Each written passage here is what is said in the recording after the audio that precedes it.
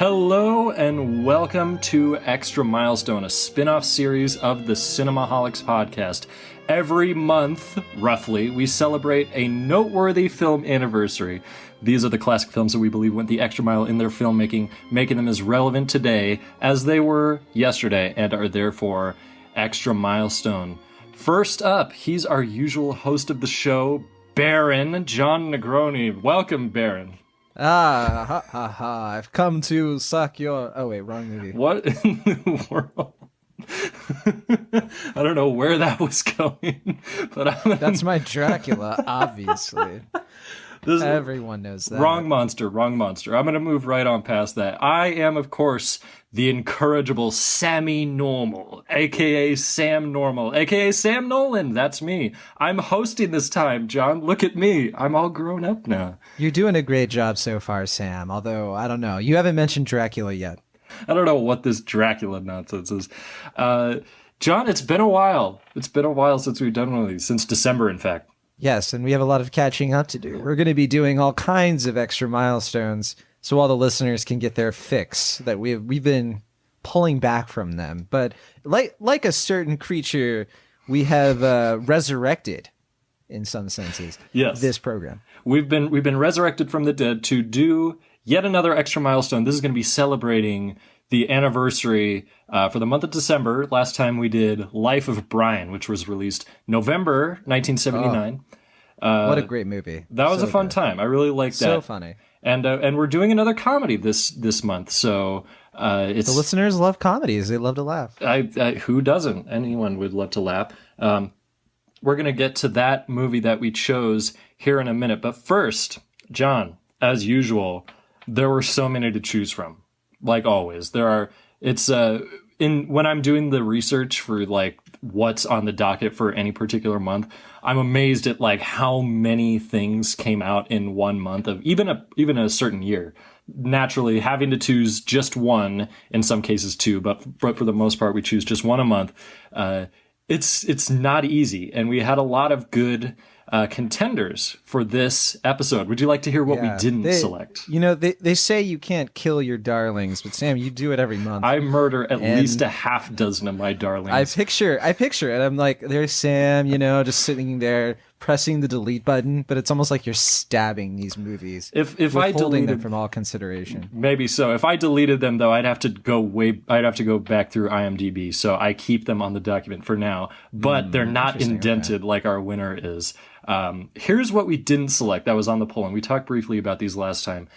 Gone with the Wind premiered in December of 1939, so that was technically on the docket. So funny too. The president of the United States just cited Gone with the Wind. That would have been really strange if we had done that one. It would have seemed like we were very reactionary. You know, like, all right, time to.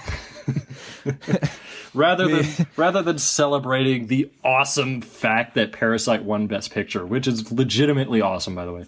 Yes, it's great news. This is a very timely show, obviously. We're dating ourselves a bit, but yes, we are not the president's Department of Best Picture Defense. Well, not in the month of December, anyway. Right. But yeah, Gone with the Wind is significant. So it would have been interesting to talk about regardless of what context we would have recorded the episode in. I certainly like it very much, even though it's kind of a can of worms, historically. It romanticizes, the Civil War era slavery. Yeah. In a lot of senses. So it would have been a good discussion, that's for sure. That's for sure. There are far worse, like not trying to make light of it or anything. There are far worse movies to do similar things. Oh, sure. It's no Birth of a Nation or anything. That's for sure. But yeah, so that we did not choose that one. And I think we're somewhat grateful for it because that thing is 4 hours long. So it would have been a hell of a commitment. It's an extra milestone. I mean, Gone with the Wind is the most successful film of all time in terms of ticket sales. I don't know if there's any context we could add in 2020 that would be hindsight, but maybe so. I always like the listeners. They pick the weird ones, right? They always pick the ones that we don't expect to get picked. Yeah, and that was the case for a couple of months there, so maybe that will continue to be the case. Maybe in 2039 we'll talk about Gone with the Wind, but the time for that is nigh. Another option, this was like kind of the weird one of the poll last month, was Robert Bresson's Pickpocket. Have you managed to get around to that since we No, I know that? you talked about it, and I was like, I'm gonna see it, Sam. I promise. I broke the promise, Sam. I don't remember you promising, so if you had said nothing, I would have been totally fine. But now I'm angry. I don't think I actually did promise, but I think I wanted to. Yeah, I think I knew, though. We both knew what this was. You promised in your brain, and yeah, it would have. It's not like the most talked about movie, but I think it's quite good. So I thought it was worth possibly putting on the poll just for the hell of it, just to see if anyone would vote for it. And lo, no one did. But regardless, not a single person. I didn't vote for it. That's for sure. Regardless, it's worth checking out. If you have the Criterion channel, check out anything by Robert Bresson, especially A Man Escaped. That's the best one. But that is for another year. Another option, which is somewhat timely, is Goldfinger. Sort of the example of like the really great Bond movie. It's the one that really kind of got the formula going. Yeah, it would have been nice to go back to. I recall. Yeah, it was the third one ever, unless you count the TV version of Casino Royale, which is so insubstantial that it really doesn't matter. Sure, it was the third. It was the third one with what's his name, Sean Connery. Yes, and under the Broccoli producers. It was the third James Bond movie as we know it, under the Eon banner. Right. And I still think it's one of the best, if not the best. Same. 100%. In fact, I was actually a little surprised this one didn't get a lot of love in the polls. Yeah, maybe we're saving our Bond energy for No Time to Die. Who knows? Yes, a future extra milestone. We might be talking a little bit about Bond a few months from now, but again, that is for another time. Another option, this was the one I was pulling for, was the all-time classic, the Best Picture winner, The Godfather Part 2, which would have been strange to jump into Part 2 without doing Part 1, so that might have been part of it. Also, it's really long as well. And it's kind of it goes by so quick, Sam. Nolan, it goes really by so fast. Can you even call it long? Yes, but but quite easily. That is not to take away from it. Matter of fact, it's one of my favorite movies. I prefer it over the first one at the moment. I always switch which one is my favorite. Right now, I prefer Part 2 by a millimeter. They're both fantastic. They're both all-time classics, to the point where I don't think we would have been able to add terribly much. At least not more than we usually do. I don't know. I haven't listened to a lot of people talk about the movie. I've watched a lot of things and dove into some books about it, but I've never logged on to any sort of auditory program in which two gentlemen or more, I'm sure Will Ashton would join on for that, have talked about the movie. So, we could have filled a niche. Yeah, I don't think we've ever talked about a Coppola movie, the three of us, let alone on the Extra Milestone. Well, conversation. Oh, yeah, that's right. We did that for our movies we'd never seen until now episode. I remember that. I apologize for forgetting that. Anything we Coppola still need did, to do another one of those, to be honest. That I would be neat. So badly. I'd have plenty of recommendations. Anything Coppola did in the 70s is solid gold. So he had a hell of a run there. Also from the 70s, this one was 1979. Sort of another weird one was Bob Fosse's All That Jazz, which I still haven't seen. So I also broke that hypothetical promise that I made to myself to one day get to it. I'm disappointed in you. I don't know what to say. Have you seen it, John? I've seen All That Jazz. Oh, really? It really is a lot of jazz. I thought as much. I've been looking forward to it for years. I'll just need to find the time and the wherewithal to get around to it one day. Maybe that could be something to talk about on What We've Never Seen Until Now. But time will tell. And our final nominee on the poll was Paul Thomas Anderson's Magnolia, which is my favorite of PTA's movies, at least the ones I've seen. There are still a couple I haven't gotten to yet. But I quite like that movie. It would have been really interesting to talk about, especially once we get into like the stuff that happens in the plot and everything. If you've seen the movie, it gets weird eventually. And it's really striking and really memorable, and I love it. I don't know. I'm not... So far, Sam, I hear things like Goldfinger and The Godfather and Gone with the Wind. All these movies that start with G. Yeah. Okay.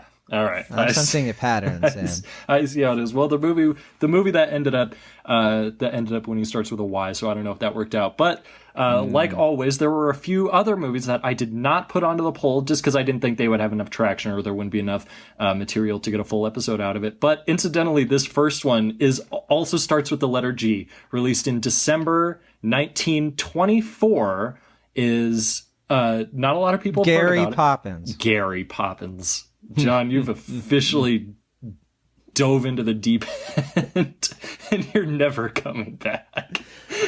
Boy. No, it is actually another 4-hour movie, weirdly enough, and it was even longer, but a lot of it is lost. It is Erich von Stroheim's Greed. Have you seen Greed, John? I haven't seen Greed. No. Greed is fantastic. That's an old movie. It's really old. It's almost 100 years old. It'll be a century old in 4 years. But yeah, it really innovated a lot of the cinematic language that we've come to know now, like the juxtaposition of images in kind of an abstract way, and sort of using multiple planes of vision to illustrate like dramatic contrast and stuff. It's really, really fascinating. There's like a 2.5-hour cut. That is what most people go by. And then there's also a 4-hour cut, which includes not lost footage, but lost parts of the script that they use with like screenshots that they have. And it's that's what you have to do with Star is Born, the Judy Garland version, because they don't have all the footage. And so they use screenshots for a lot of the first act, actually. Yeah, I remember that. Yeah, I hadn't put that together. But yeah, so this is something that goes on from time to time. Greed is fantastic. Would you say Greed is good? I wasn't going to make the joke, but yes, Greed is good. So clever, yes. Yes. It's better than good. I'd say it's actually one of the better silent movies I've ever seen, which is saying something because I've seen a fair amount. So check out Greed if you're into silent cinema, and even if you're not, I think it might be a decent gateway if you can stomach the length. Which if you can't, can we do a 10-second tangent and say, what, in your opinion, best silent movie you've ever seen? Oh goodness, I always go with Sunrise, A Song of Two Humans. It was the first movie to win. In 1927, there were 2 awards for Best Picture, sort of, and it won one of them. So that is saying a lot. That's a great recommendation, listeners. Yeah. But if you want to ignore Sam's recommendation and go with my favorite silent film ever made, it's almost a tie between Mark of Zorro and Passion of Joan of Arc. Yeah, Joan of Arc is way up there. Three silent films I think is worth your time, because Mark of Zorro has the best sword fight ever put to film, in my opinion. And Passion of Joan of Arc, one of the greatest female performances of all time. One of the great performances of all time. It's really indelible. Yeah, so one day we'll get to a silent movie. It'll have to be a really big one, like Metropolis or Nosferatu or something. But an extra milestone, I suppose. An extra milestone. There you go. Yes, but that day, it better not be Birth of a Nation. You know what? We're coming. It's not going to be Birth of a Nation. We're coming up on the 100-year anniversary of the Cabinet of Dr. Caligari, which is very, very iconic. So who knows? But yeah, one day we'll get to it. Another silent movie that was on the list for December was Pandora's Box, which is also really, really well acclaimed. And I haven't seen it. Oh, I saw the sequel, Sam. It's called Avatar. It came out. So it came out in 2009. Have you heard of it? Yes, it's really great. Of Avatar. Right. Well, the box becomes a planet. It is kind of crazy, the sequel. Where they went with it. Yes. You know. It took 80 years for the sequel to come out, which is almost as long as it's taking Avatar 2 to come out. Wow, Sam, what a great connection you just made. What a brilliant connection. Yes, like poking a little fun at James Cameron, because I know he doesn't give a damn. Yeah, he's only responsible for some of the highest grossing films ever made. Literally, and none of them based on existing IP. For a long time, had the 2 highest grossing movies ever made, and he still has 2 and 3. It's insane how he was able to prove everyone wrong. Avatar 2 is still a thing that I will believe when I see, but that day has yet to come. Another movie on the docket was On the Town with Frank Sinatra and Gene Kelly. Have you seen that one? No, but you know me and Frank Sinatra movies, not exactly first in line. Yeah, well, On the Town is quite good. I think you might like it, John. It's this really exciting musical where these three sailors are like allowed to go on shore while they're in the Navy, and they just raise a ruckus, and it's a whole lot of fun. So check out On the Town. It's kind of, it wouldn't have been enough to go into it because it's not like it doesn't have this huge storied legacy or anything, but it's really good. So I recommend it.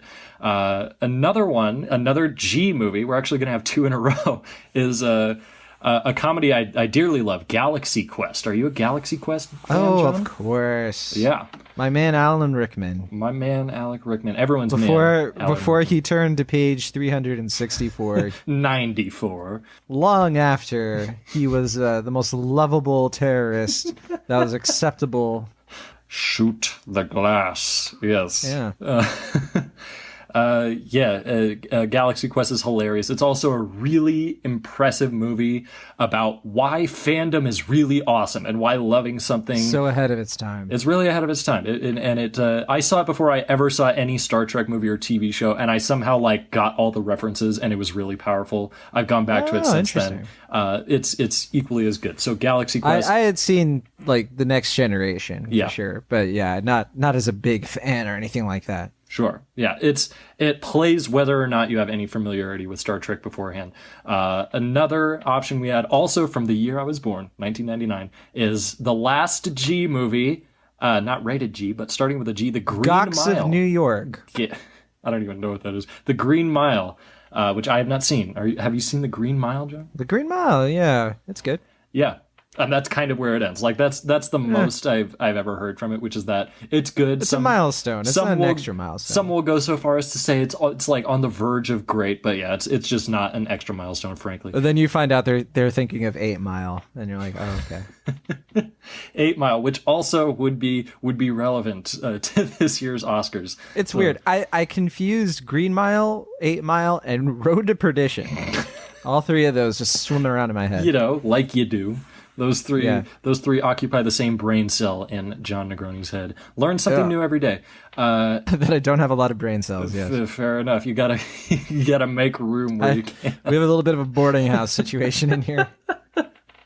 That's fantastic. And the last one from 1999 is Being John Malkovich, another one I haven't seen, and I've heard so many fascinating things. So I look forward to. You haven't seen it. I have not seen it. Oh, you should absolutely see it. Absolutely. I should absolutely see Being John Malkovich. You should shambolically watch it. I really think you should. Especially because you like really metaphorical, out there, Kaufman-esque, like just bat crazy stuff. Yes, I think that's fair to say. So I look forward to getting around to it eventually. It just has not wound up on my cinematic plate yet. So maybe someday in the near or far future it will. I look forward to that day. And finally, as we mentioned jokingly last episode, it is the 10-year anniversary of Avatar, or was rather, back in December. As much as Will Ashton wanted to devote an episode to it, we said, nah. Honestly, I think Will, he wants a platform to declare that he unironically loves Avatar. And he's been planning this out, I'm telling you. Yeah. Which is fine. There's no problem with loving it, but it's fine. It was released in the 21st century, which just torpedoes our entire premise for the show. And also extra, I don't know.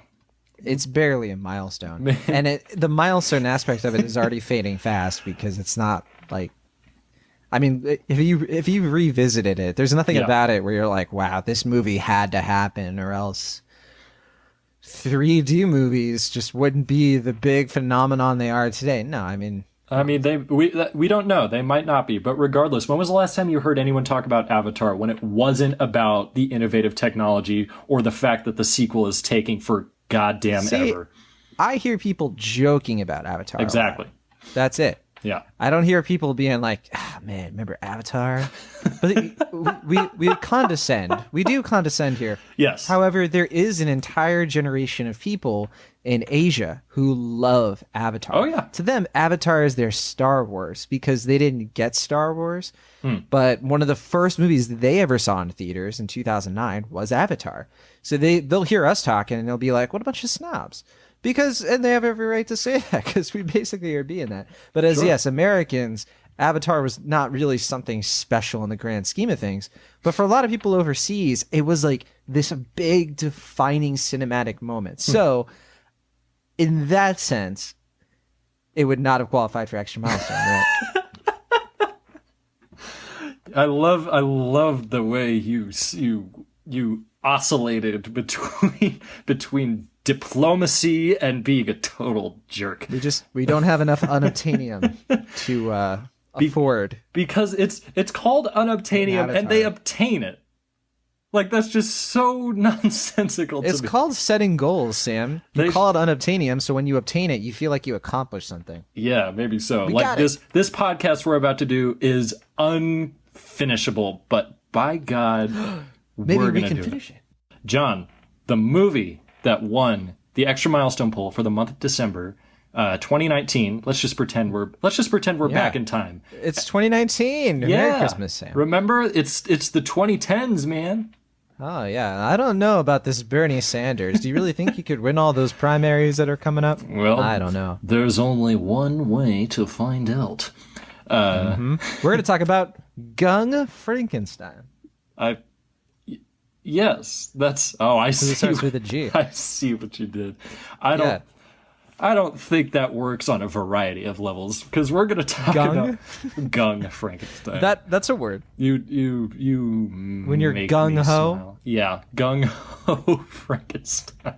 Gung ho Frankenstein. I don't know what's going on with this episode, John. We're talking about Young Frankenstein, Mel Brooks's iconic satire / parody of a lot of the old Universal monster movies. Came out in 1974, celebrated its 40, or I should say, celebrating its 45th anniversary this month, December. This month of December. Yes. Impeachment still going on. It's still going on. When will it end? Crazy. We may never know. We're if only we had a date. We're horrendously dating ourselves in more ways than one.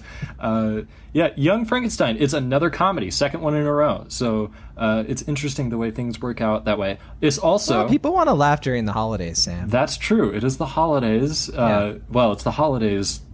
365 days a year if you have the right mindset.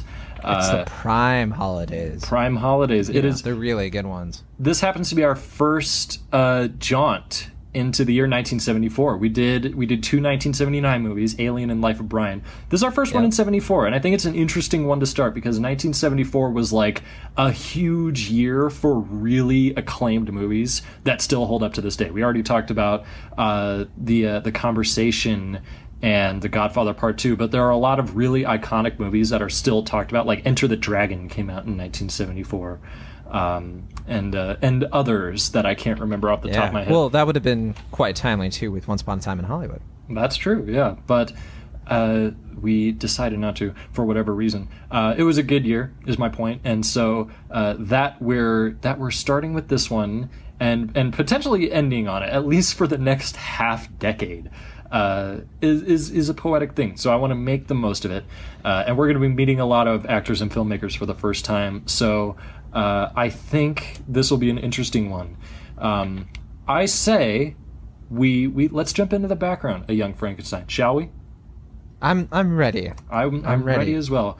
It is, of course, directed by the one, the only Mel Brooks. Mel Brooks? Whoa. One of the funny guys. That's right. One of the very funny guys. Hilarious. Still one of the funniest human beings ever to walk the planet. Yeah. And I hope... Still walking the earth, I believe, right? Yes, that's correct. He's 93 years old.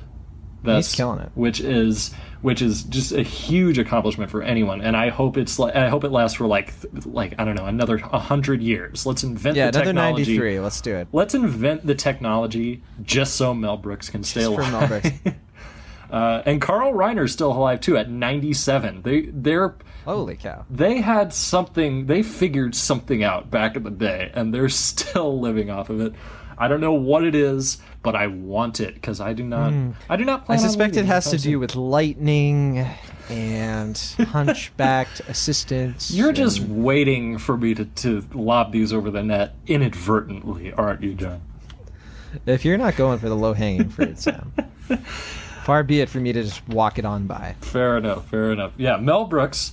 Little background on Mel Brooks. Mel Brooks was born in New York, born and raised, and is very much has that New York attitude. Like if you've seen any interviews, then you'll recognize that immediately.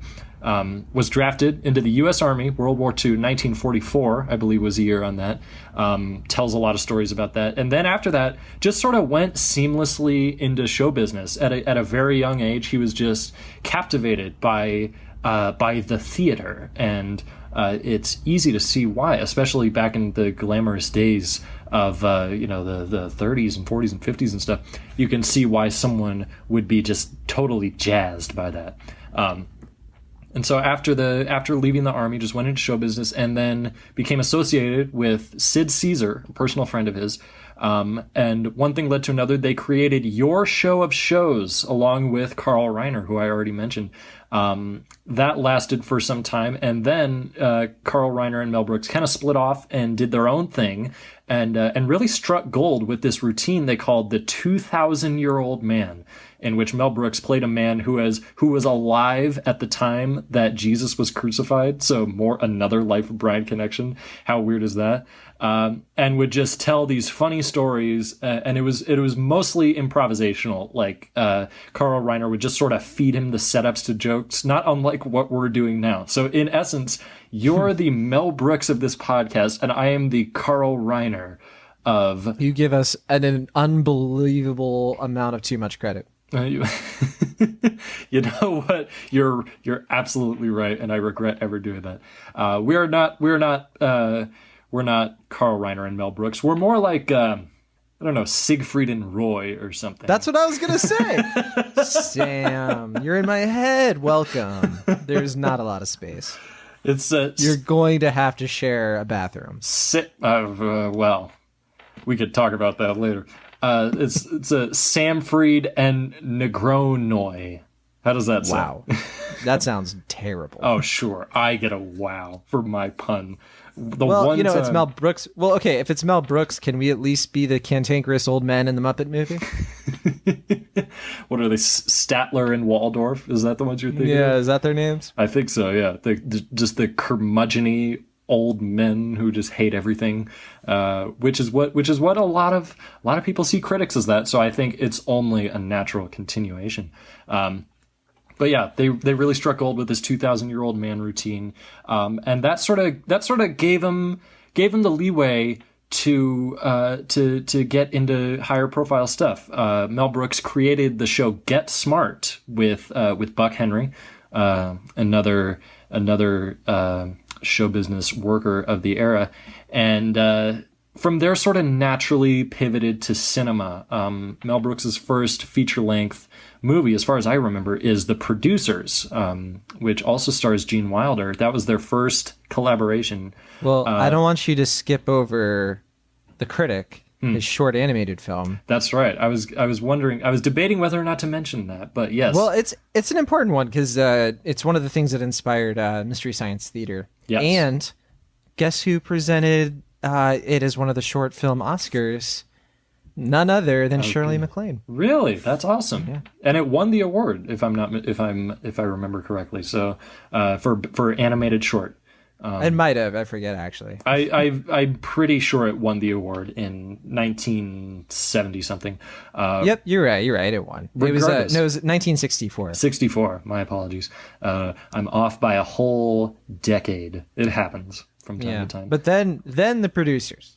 Then The Producers, yes, starring Zero Mostel and Gene Wilder as these two like Broadway agents who kind of happen upon this tremendous success. It's a really funny movie. I don't know. You've seen The Producers, right, John? Oh yes, yeah. It's wonderful, and people forget it's a cult classic. Oh yeah, Gene Brooks. Gene Wilder and Mel Brooks did not have a lot of successful like really successful movies at all. Until much later in their careers. I think Blazing Saddles was the first one that was actually a hit. Yeah. Matter of fact, the failure of, or not necessarily failure, but just sort of the disappointment of the producers and Willy Wonka and the Chocolate Factory was sort of what inspired Gene Wilder to go in this sort of different direction, sort of less unusual and more broadly comedic. But we'll get to that later. And then I didn't know this before. I did not realize that that Mel Brooks did a movie between the producers and Blazing Saddles called 12 Chairs, which apparently is not notable. It's not notable whatsoever. It was a failure critically and commercially, which is a shame, of course. But I'm sure if I watched it, I'd be like, maybe it was an off year or something. That was Frank the year Langella's in it. Say again? Frank Langella was in it. Yeah, Frank Langella, very young Frank Langella. So that would be. I admit I'm curious now. So maybe I'll have to get around to 12 Chairs. It's like a really famous Russian novel, right? Yeah. That's been made into a film a bunch of times, but I've never seen any of the adaptations. So and apparently it's not unlike other Mel Brooks movies. It's not like a direct adaptation. It's more of just sort of a riff on it that takes a lot of the same beats and stuff like that. Who knows? We don't, apparently. But who knows? Maybe it's worth checking out. And then after that, after kind of a slump, didn't really do much. And then in 1973, I want to say, Mel Brooks was approached to direct Blazing Saddles. I was fascinated to find this out. He was kind of a director for hire, for all intents and purposes, for Blazing Saddles, but he really came in, just swooped in, and completely made it its own, to the point that it's now recognized as one of the definitive Mel Brooks movies. And it's really, really funny. It still holds up. And I wonder if you agree, Jonathan. In my opinion, Blazing Saddles is his best movie and his funniest. Yeah, you're not wrong to think so. It's really hilarious. Just the entire sequence at the end where they break out of the movie and like rush into the Warner Brothers set. Mel Brooks told a story that there was this guy on the set who kept walking in past the guards when he wasn't supposed to, like while they were filming the scene where everyone runs out of the studio, and for the first couple of takes tried to get him out of the way, but then eventually said, you know what, that's funny, just leave it in.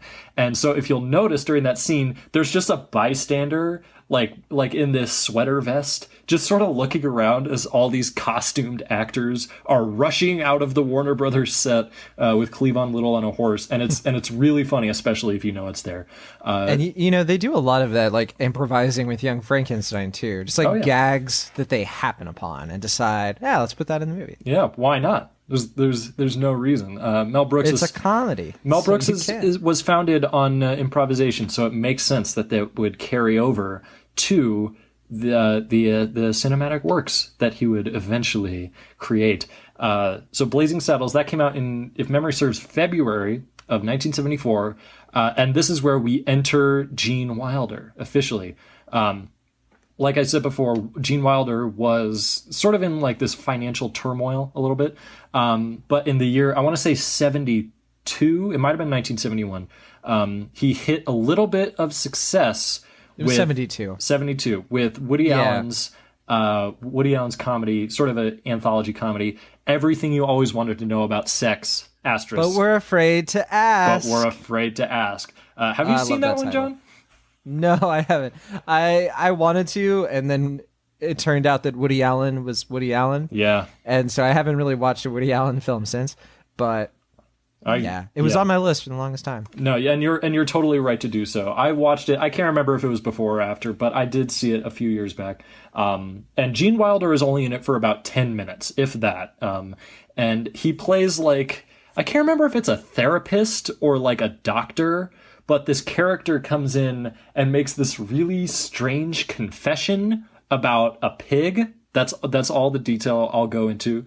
And just it's like, it might be 30 seconds of Gene Wilder just reacting to it and having all these really subtle little facial changes, like it just goes through an entire arc in that one scene. So Gene Wilder is really firing on all cylinders for the limited amount of time he has in that movie.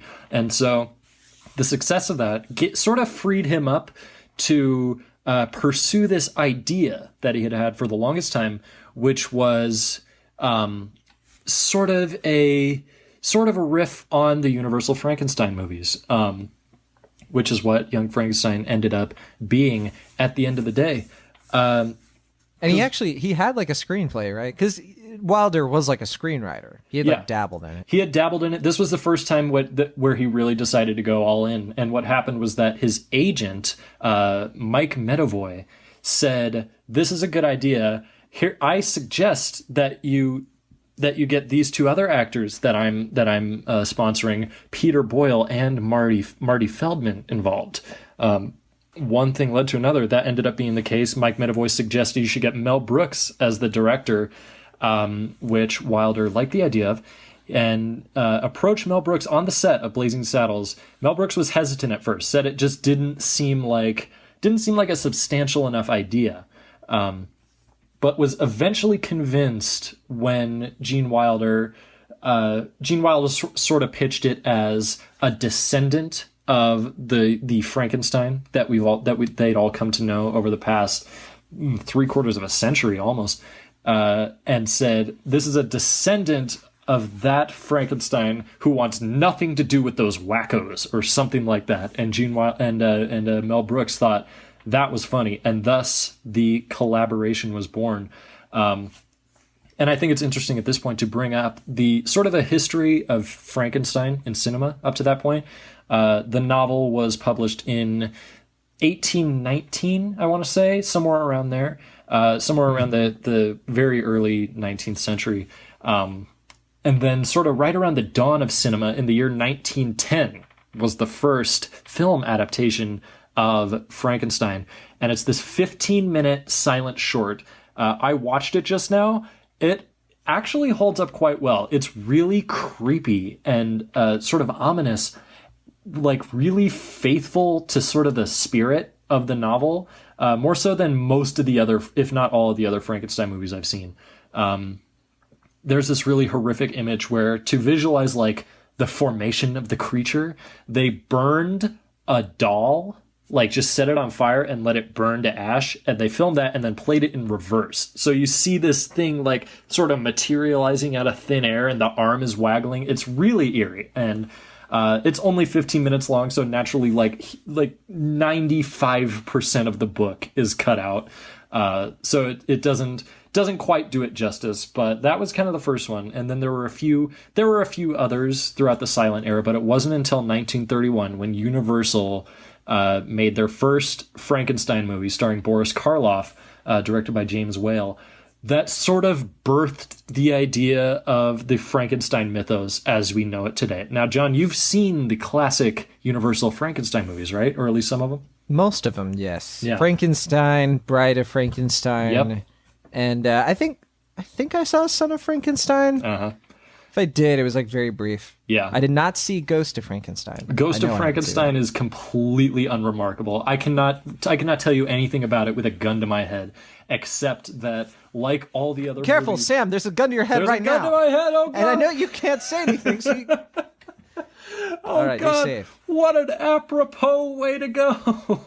That would have, yes, very specific downfall, but a downfall nonetheless. Oh goodness, yeah, that would be. Can you imagine the amount of downloads we would get if that actually happened? If I was shot and killed for not being able to remember this thing by myself in tears. For not being able to remember Ghost of Frankenstein, I get the punishment of death. I can't even like secretly give you hints. You wouldn't be able to, I don't think, unless you were. I'd have to make it up. I haven't seen it. You'd have to look it up on the sly and whisper it to me over the headphones. The twist is IMDb. Dang. Yeah, IMDb cuts off right at the twist. I cannot remember a thing about it. But after that, Frankenstein crossed paths with the Wolfman, and that's where sort of the interconnected Universal Monster universe was born. And the cinematic universe as we know it kind of originates there for all intents and purposes, at least in cinema. That was the first time that they sort of crossed multiple characters that had not crossed paths before, just because the same studio owned the characters. And they eventually met Dracula and the Invisible Man. And, yes, Dracula. Oh, From the beginning of the show. From the beginning of the show. That's what we call a callback in the biz. Honestly, Sam Nolan, Yeah. I think what is important for the listeners to know is that this universe did get its comeback with the Dark Universe. It the most successful cinematic It universe has tried of our time. twice to get going, and it has completely More than twice. It has completely failed this far. Twice, notably, there was Dracula Untold, which is a pile There was of garbage. Wolfman, and then 2010, and that was I thought that was the Wolfman. I forgot about the Wolfman. Oh, and goodness. then Mummy. That Wolfman is coming up on its 10th anniversary. We're gonna have to put that on a poll because There's another milestone on how quickly you can doom an entire interconnected universe. Yes. They've done it like 3 times, and then the Mummy tried to get it started, and it just it was looking like it was going to work, but it just did so poorly in every conceivable way. And now the Invisible Man, I don't even know if they're even bothering with the cinematic universe or anything. Time will tell that. I think it is supposed to be related-ish, but it's Blumhouse and it's Elizabeth Moss, and she's not invisible. It's like she's also not a haunted by the man. Invisible Man, so it's a totally different take. So, and you're not supposed to like Invisible Man, so it's not an anti-hero thing. He's an outright villain. Yeah. So yeah, maybe so. They're going in a different direction. It's not the first time they did that. The Mummy was significantly different from the Universal take from the 30s. But look how that turned out. So who knows? Maybe this one will work out. But the point is that it worked out before. Like they had a pretty good thing going on there, and they eventually met Abbott and Costello, and they really mind that. So Frankenstein for a while was part of Universal, and then in the 50s through the 70s, Hammer Horror, the studio, they made a lot of Frankenstein movies starring Peter Cushing. But those are not remembered nearly as much. The idea of Frankenstein's monster as this green, flat-headed, like neck bolts and stitches everywhere kind of thing, that as we know it came from Hotel Transylvania. From Hotel Transylvania. Is it Kevin James who voices Frankenstein's monster in that one? I would sure. I would love for that to be the original point of reference, the year 2012. That's 100 years from now. some kids will be like, yeah, but remember that old movie? Back when movie theaters were just a flat screen. Oh yeah. Back before it was this Fahrenheit 451 like immersion chamber or something. But yeah, so that's the Universal Frankenstein movies is what they really took as inspiration for Young Frankenstein. Most specifically those first 3, which are Frankenstein, which is the classic tale reworked a bit, Bride of Frankenstein, which posited that Mary Shelley had like an appendix that she never published, and where the monster gets a mate, which was actually almost a plot point in the novel. That was sort of the deal that the monster was going to make with Dr. Frankenstein, but it didn't work out. In a lot of ways, Sam, isn't that a plot point in most of our novels? How a love interest is sort of materialized out of thin air.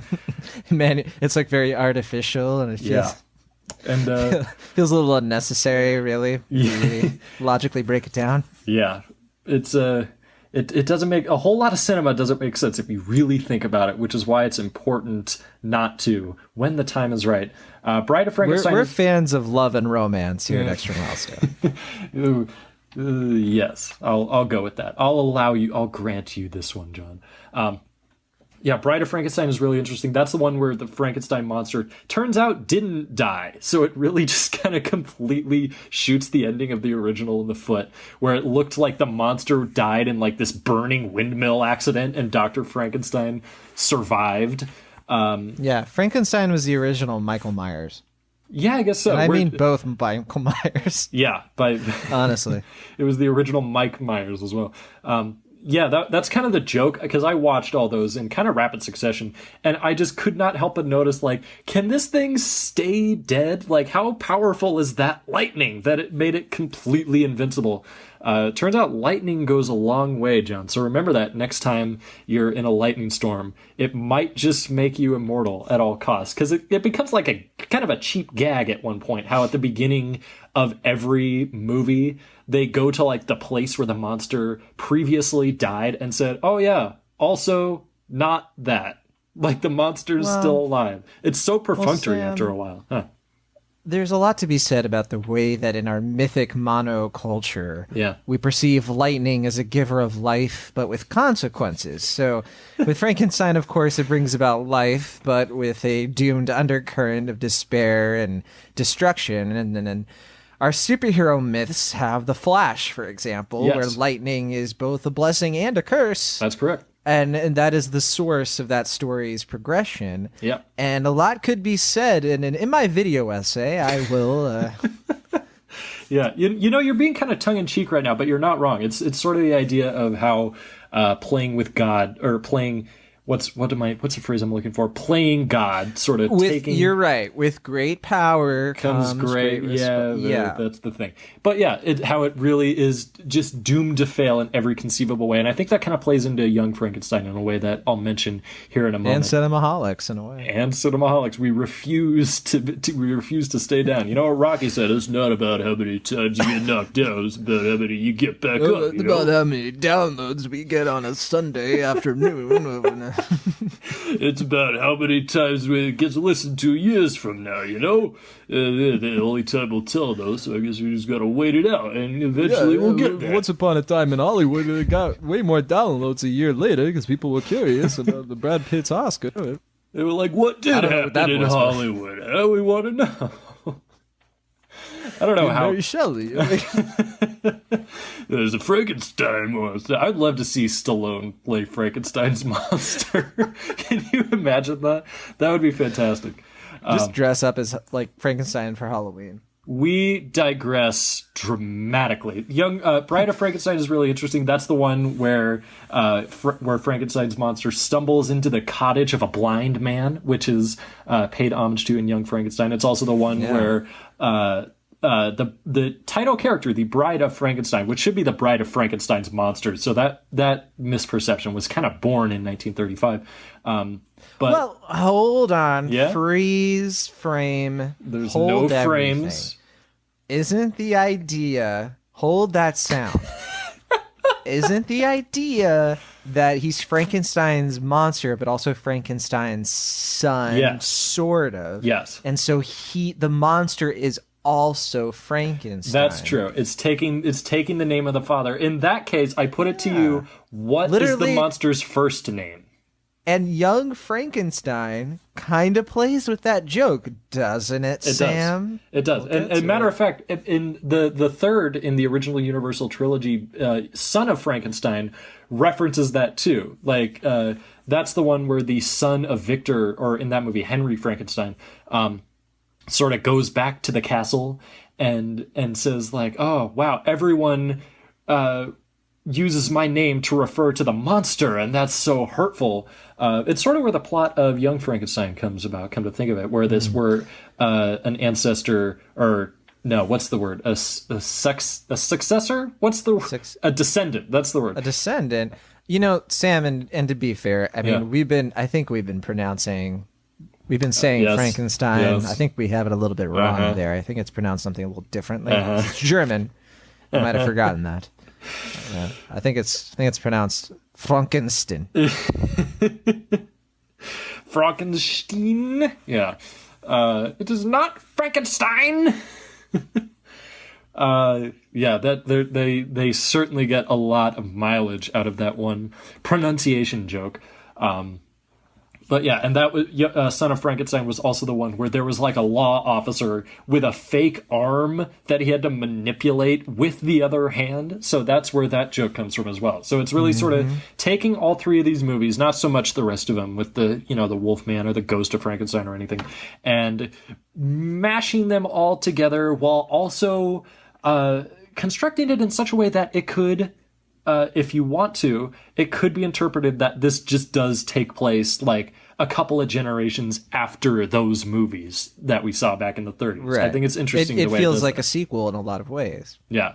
A very tonally different sequel, but a sequel nonetheless. So it's a sequel, but it does still take itself kind of seriously at points. Yeah. I want to point out, it is funny because this is a movie that is most appreciated if you know the Universal monster movies and you know their jokes or where the jokes come from and all that. So not all that dissimilar from a film we talked about a few months ago on Extra Milestone called Ed Wood. Oh, yes.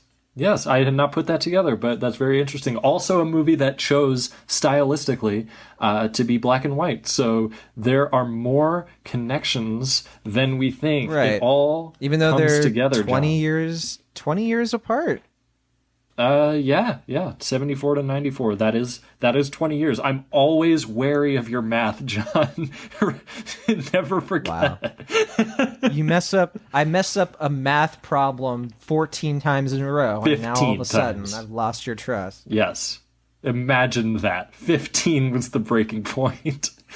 Yeah, that was the idea going in. And so Gene Wilder and Mel Brooks spent a good long while just sort of writing this movie little by little. And the funny thing that I found out was that you'll notice Mel Brooks is not in Young Frankenstein, at least not on camera. He has a couple of voice roles, but unlike his other movies, he does not appear in a supporting role. And that was at the request of Gene Wilder.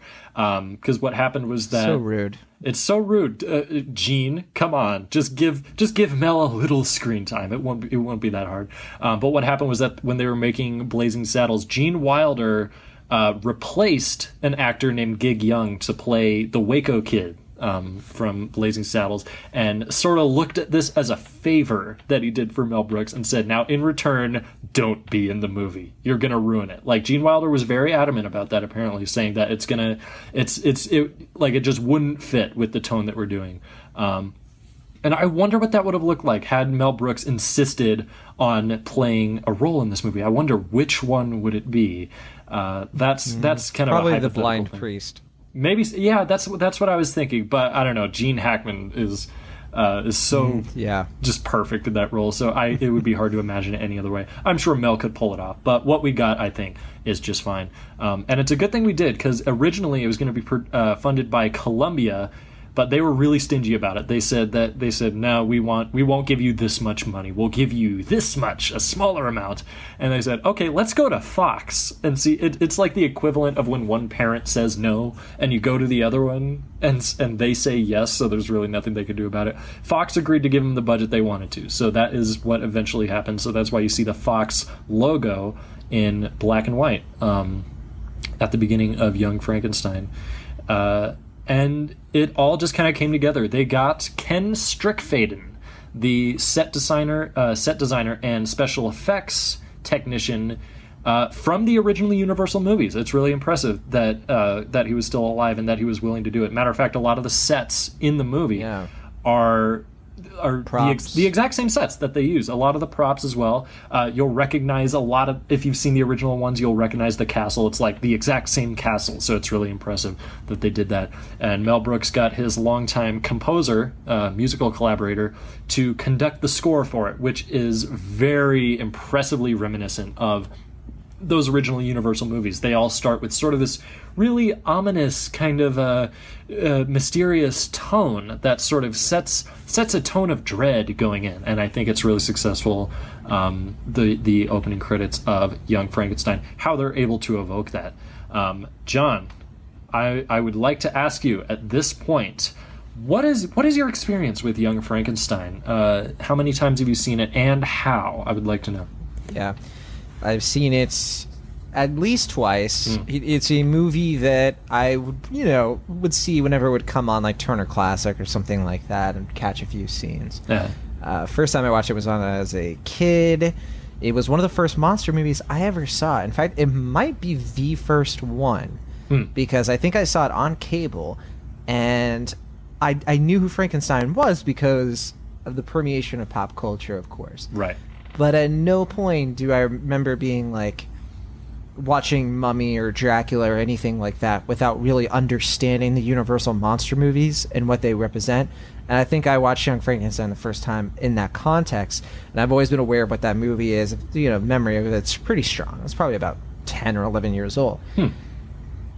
And then the second time was last week. Last week, yes. Yeah. In preparation. Watched it in preparation of my friend's birthday, and I wanted to go to his birthday and be really equipped with Young Frankenstein trivia. It worked out, by the way, that the listeners chose this movie. Oh, you're not joking? I was about to say, I don't know how this. Oh, I don't know how you come up with this Sam, stuff. I don't know how to break it to you that I don't go to birthday parties just blasting people with Mel Brooks comedies from the 70s related trivia. The image of John Negroni at like a birthday party, and I'm imagining like a kid's birthday party, and then this almost 30-year-old guy comes up, "Hey, do you know that Young Frankenstein?" Happy birthday to... Gene Wilder said that Mel Brooks couldn't be in it. Mel Brooks broke the fourth wall too much. Anymore. The fact that I don't have to stretch to envision that is interesting to me, but maybe we can explore that at a later date. Yes, you are invited to all my therapy sessions. That's good. I'm wondering, sure that's what you meant. I was wondering when you would say that. But I think we got a little sidetracked. I wanted to bring up that you had to watch it on Blu-ray that you ordered, correct? I watched it on Blu-ray, and library didn't have it. Yeah, it's hard to find. I needed it quick. I couldn't wait, so I went on their old Amazon.com, and there, lo and behold, I got it delivered 24 hours later. Young Frankenstein Amazon was on my doorstep. You've done it again. We applaud you, Amazon. But Amazon, amazing. This movie is hard to find.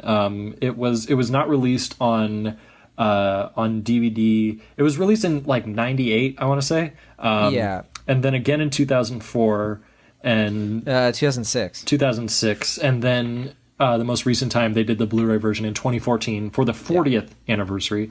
And that's what I have. I found it at Barnes and Noble a ways back. So I just happened to have it. So I did not know that it was sort of this buried relic of the 70s that you had to look for to find. You can't stream it anywhere. You can't rent it online, watch it on iTunes or Amazon Video, any of that stuff. You have to have the physical copy, which is a rarity these days, especially for a movie that's so well known. It's strange to think about. I wonder if there's some sort of legal thing going on with that, or if they just not noticed, like, oh, we didn't put Young Frankenstein on the thing. Holy hell! Like if it's just been... it's funny because it's 20th Century Fox, which means that we could see it show up on Disney Plus at some point. If they ever decide that they want to include it. Yeah, that would be interesting. I wonder if some of the jokes would be like just a tad too racy for Disney Plus. Because I forget, it's PG, right? Or is it G? Because this is 1974. I can't remember off the top of my head. But they might be averse to it. They've certainly hasn't stopped them before because there's a lot of things they do. There's stuff. Yeah, there's stuff on Disney Plus that's a little suggestive. Yeah, so maybe so. Regardless, we both saw it, and we both. We're both ready to dive headfirst into this conversation. Yeah, that's true. Did you say what the first time was? Oh, right. I skipped over myself. I didn't take my own feelings into account. Tell us all about Baby Sam's first time with Young Frankenstein. Baby Sam is closer to like 15-year-old Sam because I saw this on DVD. My dad had it and was always encouraging me to watch it. So I watched it with my dad. I watched it with my mom. I watched it by myself, and then I watched it by myself again. And this is over the course of like 5 or 6 years. So I've seen it 4 times, and of course, like I've caught bits and pieces here and there, just online and stuff. No wonder you gave it. That's not how Letterboxd works, Sam. You don't give it 1 star for every time you've seen it. That's why you gave it 4 stars. Okay, I understand now. In that case, everything I see almost everything would be a 1-star movie. I did think it was weird you gave Parasite 1 star, but a week later you did bump it up to 2. Listen, I have seen Parasite 4 times, so your theory does not even hold water at this point. Well, it's December 2019, Sam, or have you forgotten? Anything could happen. We're about to have Y2K20K. There's too much time machine stuff going on right now. Too much time machines is never a bad thing, I say. No wonder those guns were to your head earlier. You're playing with something you shouldn't have been playing around with, Sam. I got involved in something that was way over my head. Prove you're not a time traveler. Tell us about Ghost of Frankenstein. Gun to your head. Oh, I knew I forgot to do something. Yeah. Ghost of Frankenstein. You got caught. Yeah, I've seen Ghost of Frankenstein. I can't remember anything about it. It still blows my mind. Like, I cannot, like, literally a thing. I don't even remember the Ghost of Frankenstein. To the point where I can't remember if it's a ghost of the monster or of the doctor. And you would think that image, at least, would stick in my head. But no, nothing. It's gone. I can't believe it. I think that's a perfect segue. Into something completely different. And now for something completely different. Very nice. Little callback to our episode from November last month, right? Always plugging, yes. Even though it's funny because we did that episode at the end of December. What are you talking about, John? Oh, yeah, you're right. We're always on We did time. that one early. Yeah, we recorded it in October, released it in November. Yeah, that's and what pretended that we recorded it in December. We were just very cheeky about it, in keeping with the comedic stylings of Monty Python, which I think was a very interesting decision, whether or not anyone actually acknowledges it as being a real thing. We're going out of our minds again. John, let's get into Young Frankenstein. Let's sort of run down, let's give like a basic idea of the premise first. So, yeah, as we've alluded, it is about a descendant of Victor Frankenstein, the man who harnessed lightning and brought life where there was none. It all happened in this movie's past. It's a thing. It all happened in the past. So that would mean, I did the math, and this takes place somewhere around the 1890s, I want to say, because they make a reference to a philosopher who had just died, and that was it was somewhere around there. But it's been some time, and there is now. I thought this movie was further along for some reason. Like I thought it was more like 20th century. It might have been like really early 20th century, but the point is that it's the grandson of Henry Frankenstein.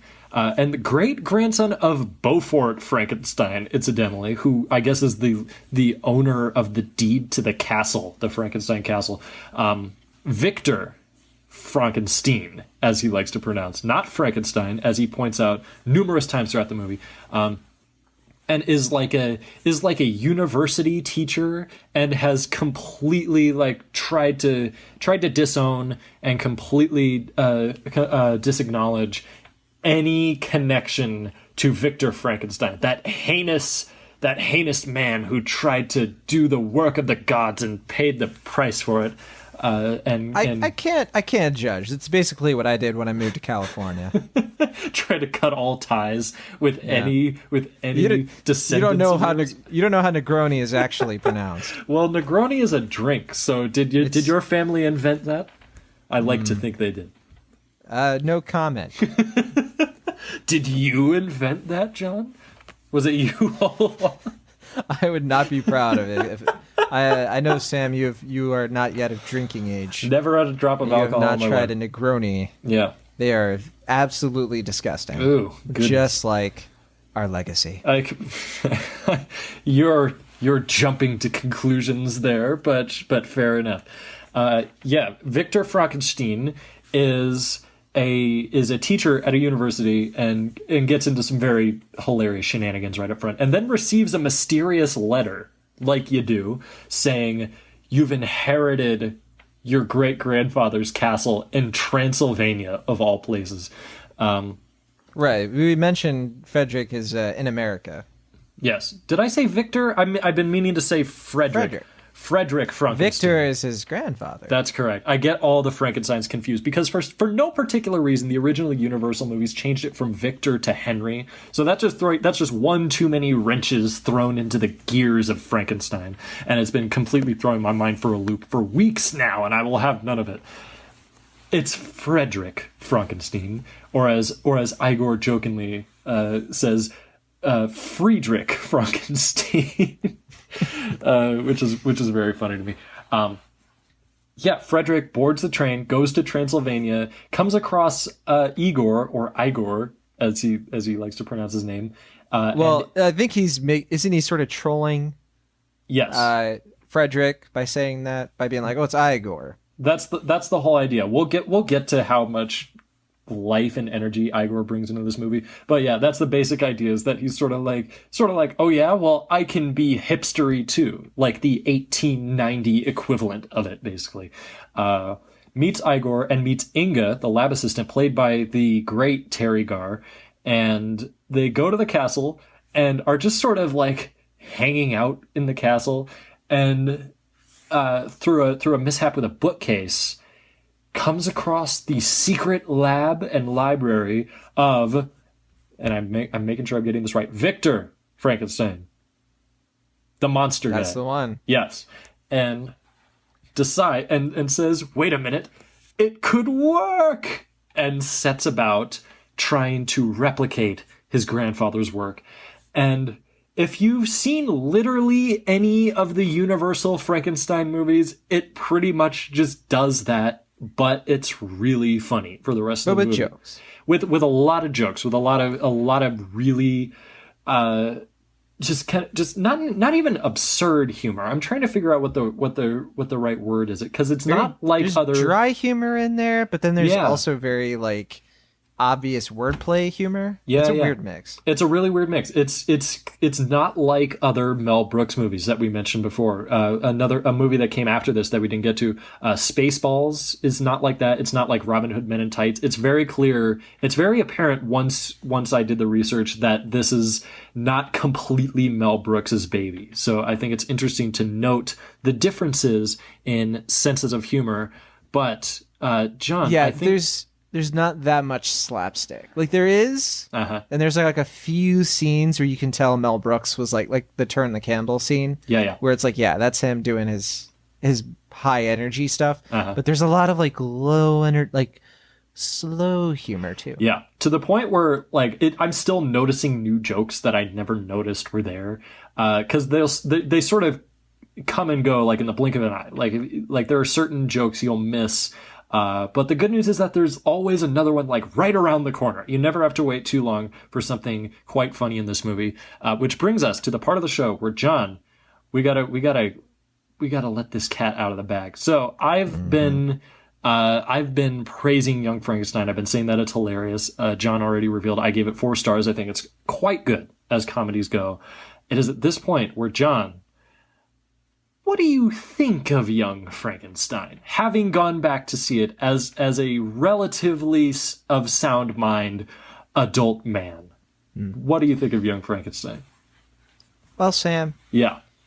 It's tough. It's tough to evaluate the films of the past. Yeah. I know that's what this entire podcast is dedicated to.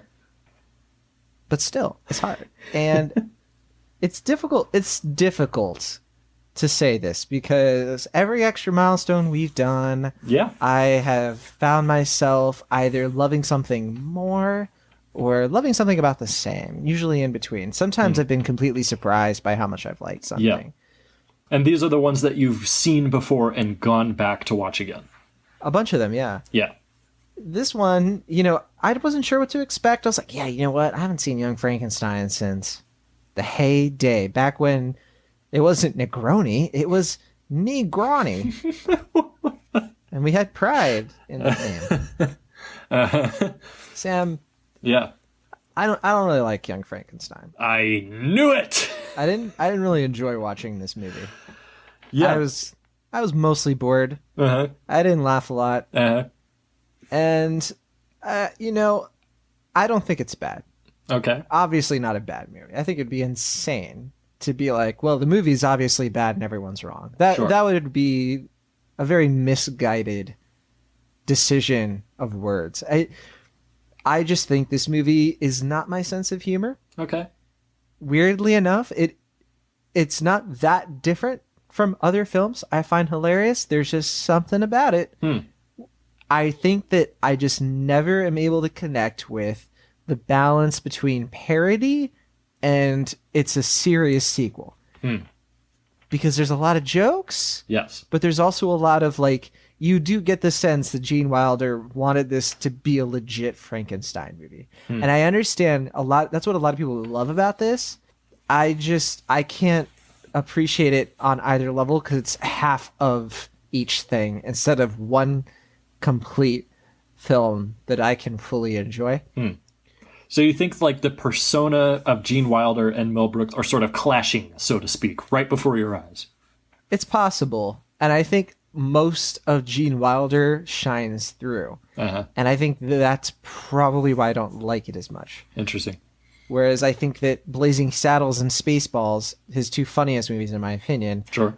feel much more like Mel Brooks was in full control. Or at least he had like, I don't know, you just get the sense. Yeah. He wasn't having to run it by anyone or sort of bend to the whims, which as we found out is like 100% true. So it doesn't not make sense that you feel that way. I just, and to be fair, I don't really love the Frankenstein story to begin with. Oh yeah.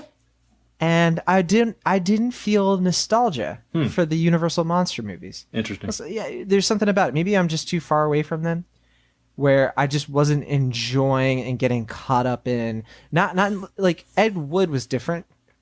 Like that movie was funny, even if you don't know anything about what it's about. Yeah. It's just that humor is just solid all the way through, and on its own, it just stands. In this, I think it relies a lot on how much you appreciate the old Frankenstein films. And I don't think they're that memorable. Like, I don't know. You're talking about the older ones? Yeah, I never had a real thrilling experience with any of those old films. Not like Dracula. Now there is a movie.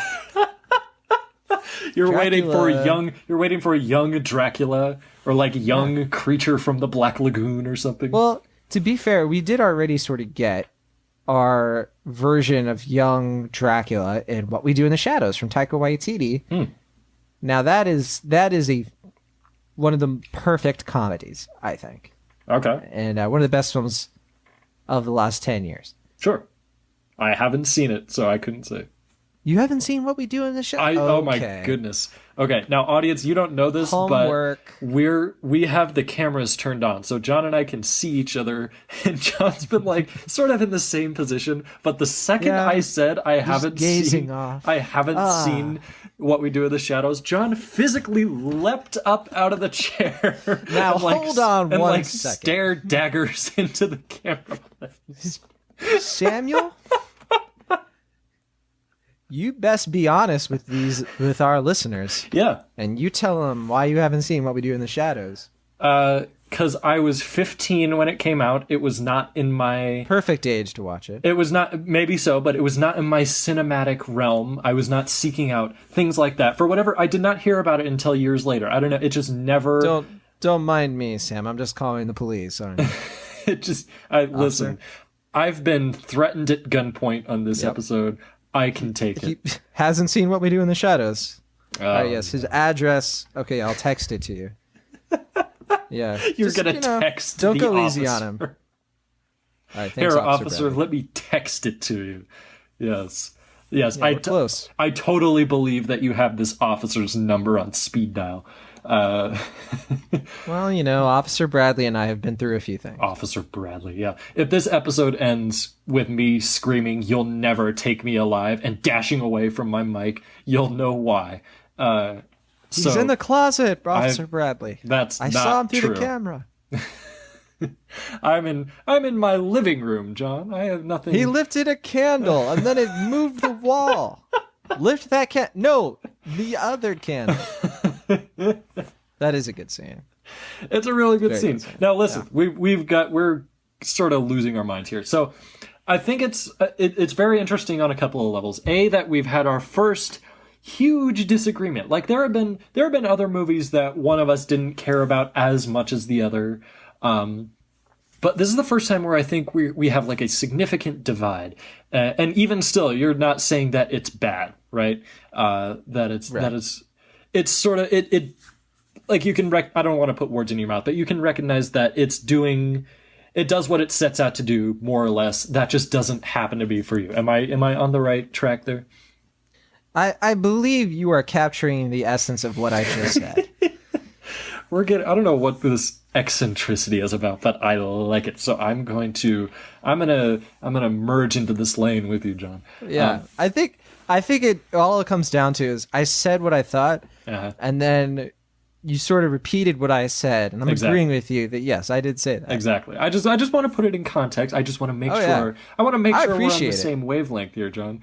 I appreciate that you're not just taking it for granted, and you're not, because I do that. Like whenever Will Ashton, for example, is like, oh, the movie was okay. I always lie. Right. And I take his words out of context.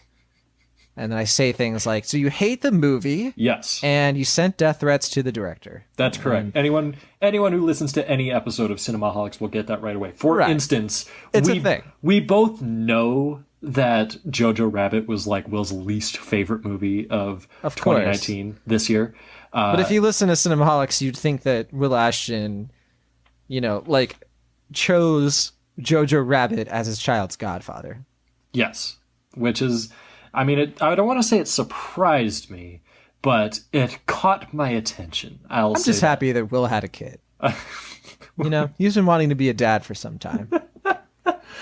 And I think he and Officer Bradley are going to do really well. Oh, goodness. Will, if you're listening, we're not sorry. Yeah, we're going down a strange rabbit hole, but let's keep talking about Young Frankenstein. A strange Jojo rabbit hole. Oh, I will be having none of this.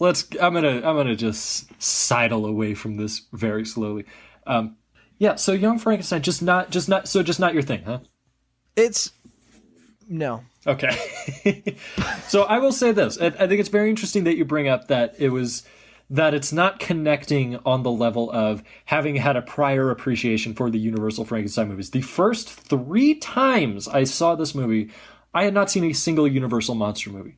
I had seen screenshots, like I could sort of recognize them at a glance. I knew the aesthetic vaguely, but I'd never actually seen the movies. And I loved it all 3 of these first times. And I don't want to say I loved it even more, but I love it in a different way now that I've become acquainted with them. And I will come right out and say this. I agree that the Universal monster movies, most of them, are just sort of okay. Like, there are none of them that have really blown me away. I think Bride of Frankenstein is quite good. I think, weirdly enough, I prefer Son of Frankenstein over the original 1931 adaptation. I think that one kind of gets overlooked. Everyone says it's the original and it's Bride, and it sort of ends there. But no, Son of Frankenstein is like really good and insightful. And I've mentioned my disdain for Ghost of Frankenstein, but the ones after that are not bad either. Just be careful, Sam. You keep saying these things about Ghost of Frankenstein. We all know what happens. There's going to be one really huge fan of Ghost of Frankenstein who owns like all the memorabilia. Officer Bradley. He's going to discover a way to travel back in time and confront you. If that were possible, I'd already be dead. We both know that. It would have happened. No, he's already. waiting. He's waiting for you to get to a later part of the show when you really lay it out. Oh, goodness. I think So you better not disappoint. I've laid out just about everything that I plan to lay out. But maybe you know something that I don't. Young Frankenstein, I've always really connected to. It is totally my sense of humor. And I think I feel like I kind of got to the bottom of it this time. I realized that there is this common attitude in most, if not all, of the interactions in Young Frankenstein specifically, and it turns out that this was mostly Mel Brooks doing. In doing the research, I found out that his father died when Mel Brooks was 2 years old of some natural cause, but it really affected Mel Brooks naturally as he went to grow up. And he has stated that this experience of not having a father for his entire life, for all intents and purposes, led to sort of a sense of anger in a lot of his movies. And if you watch Young Frankenstein, if you'll pay attention, you'll notice a lot of the interactions are sort of based in callousness. You watch the opening scene, just after the credits end, where Gene Wilder is giving a lecture to this room full of students about, the brain and how pain works and everything, and there's this one student who like keeps interjecting to sort of like disprove Gene Wilder and like drop the mic, and you can see that Gene Wilder is just having none of it, to the point of like sort of verbally berating this poor student. To be fair, that student is being a total pill. Yeah, is being a total pill, but still. He keeps making this face. He's like, but Dr. Frankenstein. When you really like think that nerd about it. in class. Yeah, that actor is very well cast, by the way. They found the perfect smarmy, just does not want to have anyone's Gets nonsense. under your skin. Yeah, sort of reminds me of myself, to be perfectly honest. Sam. I mostly kid, of course, but regardless, even after that, when it's not the kid, they wheel in this old man who Frederick Frankenstein does these like experiments on, where puts a clamp around his brain. Yeah, and give him another $1. Give him another $1. And the old man is just wailing in pain and being wheeled out of this room. And Frankenstein clearly has no remorse whatsoever. Like he clearly has just doesn't really care for others in a very broad sense. And I think that sort of comes back around in a later scene when he's boarding the train to Transylvania, and he's talking to his wife Elizabeth, played by Madeline Kahn, who plays a fantastic his role in the fiance. movie. They're not married yet. That's the whole point. For half a second I thought you said Beyonce, and I'm like, I don't know what this is. Well, in some ways. Don't try to make sense of it. She was the queen. Okay. She was the queen of his world. Yep. It's funny you say that. She's the queen of his world. He is so not the king of her world. Like, he keeps trying to hug her and kiss her and stuff, and she's like, "Oh, the hair." And it's because she knows he doesn't have a very big Schlockenflute. Maybe so. The funniest part yet. I like the way. By the way, we should specify. I'm totally wailing about. We are going to be getting into like the plot details. So this is it. It's not like a spoiler-heavy movie. Like it's like a lot of comedies. It's really just sort of quoting the jokes more than anything. But if you haven't seen Young Frankenstein and you're interested, by all means, now is the time, because we're going to get into a little bit of detail. We're going to describe the Schlockenflute in pretty specific detail. In great detail. The funniest part in that train scene is he gets on the train and like blows a kiss at her, and she dashes away to get out of the way of the kiss. That is so funny to me. How ridiculous. She is essentially, and this might not even have been intentional, but she is essentially treating him with the same callousness that he treated pretty much everyone in that classroom. And I think that really, it just circles and circles this entire movie. There's a part where the inspector with the fake arm, who he has to articulate every possible movement, and it's this really funny visual gag that never gets old. He's sort of being like inspected by this inspector, go figure, and is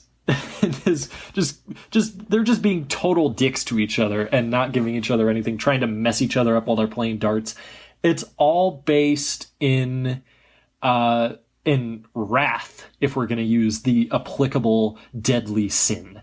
And I think that's so funny, especially when you consider that none of these, like if we're going to compare it to Life of Brian, for instance, a lot of the set pieces in that movie, a lot of the jokes in that movie, they sort of conclude with the characters coming to some sort of agreement. Like I think of when the Roman centurion guard is going to inspect the headquarters of the People's Front of Judea, and like 20 guards walk in and inspect the place. And at first they're very suspicious, but at the end they're like, the guards come back out, and John Cleese is like, "Okay, you've passed our inspection, you're fine." Like, they come to an agreement. There's never an agreement in Young Frankenstein. Like, they're always mad at each other no matter what. And they're sort of having to just accept that we hate each other and move on. I think one of the funniest scenes in this movie is when the Frankenstein monster first comes alive and starts to strangle Gene Wilder. And so, for whatever reason, he has to play charades to get Inga and Igor to guess the word sedative. And it's so funny. He says, sounds like, points at his head, head. And then Igor says, There's like, that's it. So said, and then makes it gestures like he's giving something. They said, give, that's it. And they finally give the sedative to the monster. And Gene Wilder's just like, give. Like, it's so, I'm cracking up just thinking about it. There's something so funny about the anger with which these characters interact. And of course, combined with just the cleverness of it all, that I think really, really gets to me. Just it pokes me right in my funny bone. Wherever it is, this movie is poking it, and I like it for that. And it's so interesting because most everyone I've ever talked to is on my side. So, and I don't mean to like punch down at you or anything, John, but I find it interesting that it's just not. No, don't I don't retreat. mean to punch down at you while you're at your lowest moment. Okay. Listen, I'm a good like 9-10 inches taller than you in the first place, so I will not be taking any guilt tripping here. But little do you know, I have a step stool in the closet. Where you're hiding. I knew it. You've been waiting to tie... I know that's why you went in there. You've been waiting to tie these weird jokes you've constructed together for hours. And I can see the wheels turning in your head. You're still doing it. I'm still making plans. You're still making plans. How to defeat you in this argument. Still sowing the seeds of my demise. So I suppose maybe I've earned it. But I find it interesting that that's just not your sense of humor. Is it the dryness? Do you think that's what it is? Like, I want to get to the bottom of this. What could it be? Well, that's the thing, is I think if you take away the jokes, think of it this way. Uh-huh. Without the jokes, it's kind of a straightforward movie. There's not a lot going on. Yes. Right? There's not really a character journey. It's just sort of... It's a character journey as much as like the original Universal movies are, fittingly enough, where they're not really going into the depths of the character. It's this this bullet point. I have created life, and now I must accept that. And you know the world will come after me for it, and maybe I've earned it. It's rather simplistic in the grand scheme of things, but you can argue that there's a journey there. But again, it is very surface level. It's not a very interesting one. I think the character journey of Frederick is very strange because you start in a place where he hates the family name, but then he immediately is like, "Oh, this could work," and then that's completely dropped. And like on a dime. Yeah, it's just sort of. I never got a real grasp for this guy. I didn't really care that his fiance was an ice queen. And, there was just things I felt like that just happened in this. And like I said before, I just never was able to cling to what any of these characters are thinking or feeling. And I think what people like is that they think it's so funny that it's fine. It doesn't need to. The jokes are a worthy gift in sacrifice of this film being all that cohesive. Okay. It's just, if you are like me and you find the humor a little bit too hit or miss, then it can be a bit of a slog to get through, I'm just saying. Okay. And you know who sort of agreed with me? Who's that? Well, a film critic goes by the name Gene Siskel. Yes, you're not wrong. Gene Siskel was not a biggest fan of this as Roger Ebert and many other critics of the time. Yeah. Raj gave it 4 stars out of 4. Yeah, and that's nothing to shake a hand at. But those of us who were correct about Young Frankenstein, I'm just kidding. Obviously. Yeah, yes. I think it really is that simple. I think like there are certainly things I found funny. I think some of the wordplay gags are funny. Yeah. I like Inga. I like anything with Inga and Igor. Yes. I like to call anyone whose name begins with a vowel is good in this movie, is what you're saying. I suppose so. I suppose that is the rubric. I didn't find the inspector with the wooden arm all that funny. Okay. And I thought that the sexual tension between Frederick and Inga is effective and is comedic, but I don't know. There's something about when this film does the dance number where I'm like, what are we doing here? What's the end game? It's sort of flying off the handle at that point, and that's when it comes alive. Because you're right.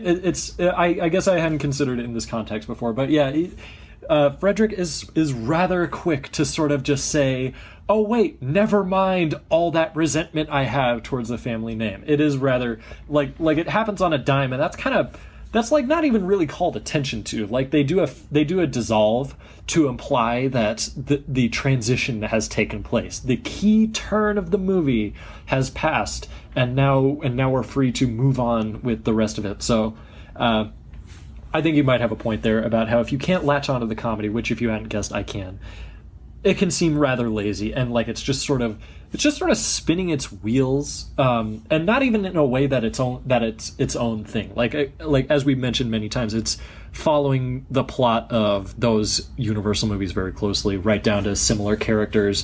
Gene Hackman plays the blind man, which is the homage to Bride of Frankenstein, which is also a very funny scene. But they're just sort of doing the same thing again and ladling jokes onto it in a way that in a way that Mel Brooks and Gene Wilder are very, very crafted at. And I think they have a good skill of playing the situations more or less the same, but just making it funny. And I think that's impressive in itself.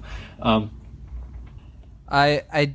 have to point this out too. What's that? That this film surprised me a little bit with there is a certain scene I was not expecting where the Frankenstein monster essentially rapes one of our characters. Yeah. And it's kind of just treated as a joke. Yeah. And I think it's treated as like, well, it's okay. It's not really rape because she liked it. Yeah. And that was certainly a bit of an old-fashioned throwback, not exactly in the most flattering light. Yeah. So I was curious what you thought about that. No, you're absolutely right. That is hands down the worst joke of the movie.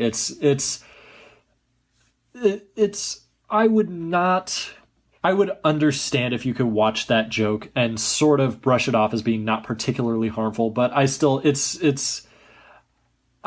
even imagine that scene being easy to watch at the time, let alone here we are 45 years later, 46 possibly. But yeah, no, that joke really doesn't work. So that certainly holds it back a little bit. By no means is it a judgment call on the entire movie. It's one scene. Yeah. But it was something that was a little bit like, ooh. Yeah. There's an really argument bad. that could potentially be made that it sets off for a payoff at the very end of the movie. Like last thing that happens, that I can see that argument, but it's also I can't help but feel like, yeah, you didn't have to go there. There could have been, like, they could have gone about it a different way even and ended up at the same result. It would have been tricky regardless of how they did it, but yeah, it doesn't work. That joke really falls flat. I have one last lightning hot take. Sure. Okay. Cloris Leachman, I think she's wasted here. Really? I just didn't find the payoff for that character very satisfying. I was like, really? Is that all she is in this movie? See, yeah. I didn't think it was like a setup payoff kind of thing. I thought she was just sort of like featured in the movie. I think maybe it's. I was wondering a lot, like, where is she? Why isn't she showing up? She's just sort of a supporting character. There's no analog that I can remember specifically to the Universal movies, but they show up to the castle and the door like creaks open and Cloris Leachman walks out and says, "I am Frau Blucher," and the horses like neigh really ominously, and then every time they say her name they do it again and they keep looking like, what are they so mad about? That is a good gag. It's a funny gag, and I think there's another funny gag later on where it's revealed that she was playing a violin earlier in the movie and they're sort of figuring it out, and with every revelation the violin screeches as she plays it again, and I think she's really hamming it up in a funny way. And I think the fact that the movie doesn't really conclude her arc, if there even was one, I don't find that particularly worth griping about. So I guess we differ there. Yeah, clearly I have all the gripes. Yes, but Sam, what what to you makes this a milestone upon milestones? What is it about the humor that you think is particularly effective? And please use examples, because there will be a test. That's true. Okay. Well, I was actually going to go even beyond the humor, which I think, like, besides that one joke, pretty much every bit of humor works in this movie. I found out that there's this gag where Dr. Frankenstein looks at Igor and notices that the hunchback is on the other side. Turns out that was improvised. Marty Feldman had like this prosthetic hump and just put it on the opposite side just to see if Gene Wilder would notice. And they caught that on camera and they play it off They're wonderfully. like, just put it in. That's a funny joke. Keep it in. And Marty Feldman plays it fantastically. Has these huge bug eyes and is always ready to come right back at Gene Wilder with an equally, if not more, scathing and possibly even unnoticed jab. So I think that's really funny how Igor always has the upper hand comedically, no matter what. I think Igor is certainly. If there is an MVP to this movie, I think it's probably Marty Feldman. Just the way that literally every line is funny from Marty Feldman. I can't think of one that's not meant to be humorous. Even when he's not speaking, when Madeline Kahn shows up and he starts like gnawing at the stuffed fox on her shoulder, that still makes me laugh to this day. That was always my favorite joke from the movie, and it probably still is. It really is tragic, though. He died pretty young. He died way too young. Everyone dies too young, but Marty Feldman especially. And Gene Wilder, come to think of it. I think last time I watched this movie, Hitler didn't die too young. You're absolutely right. I should have qualified. There are some people who died right when they were supposed to, if not too late.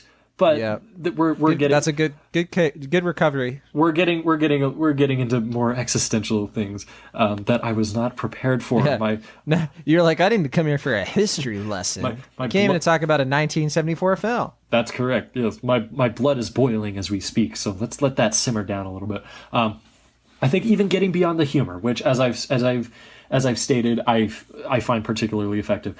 I think there's an interesting, if not that explored subtext to this movie, which is sort of the very nature of its own unoriginality. I think there's something to the fact that in spite of all of his heaving of the Frankenstein name, or the Frankenstein name perhaps, to the point of even not pronouncing it, there's something to the fact that when it's revealed that maybe this is actually valid, like these experiments and this legacy that Victor Frankenstein left, maybe there's something to it. Maybe it can be exploited. It can be done right.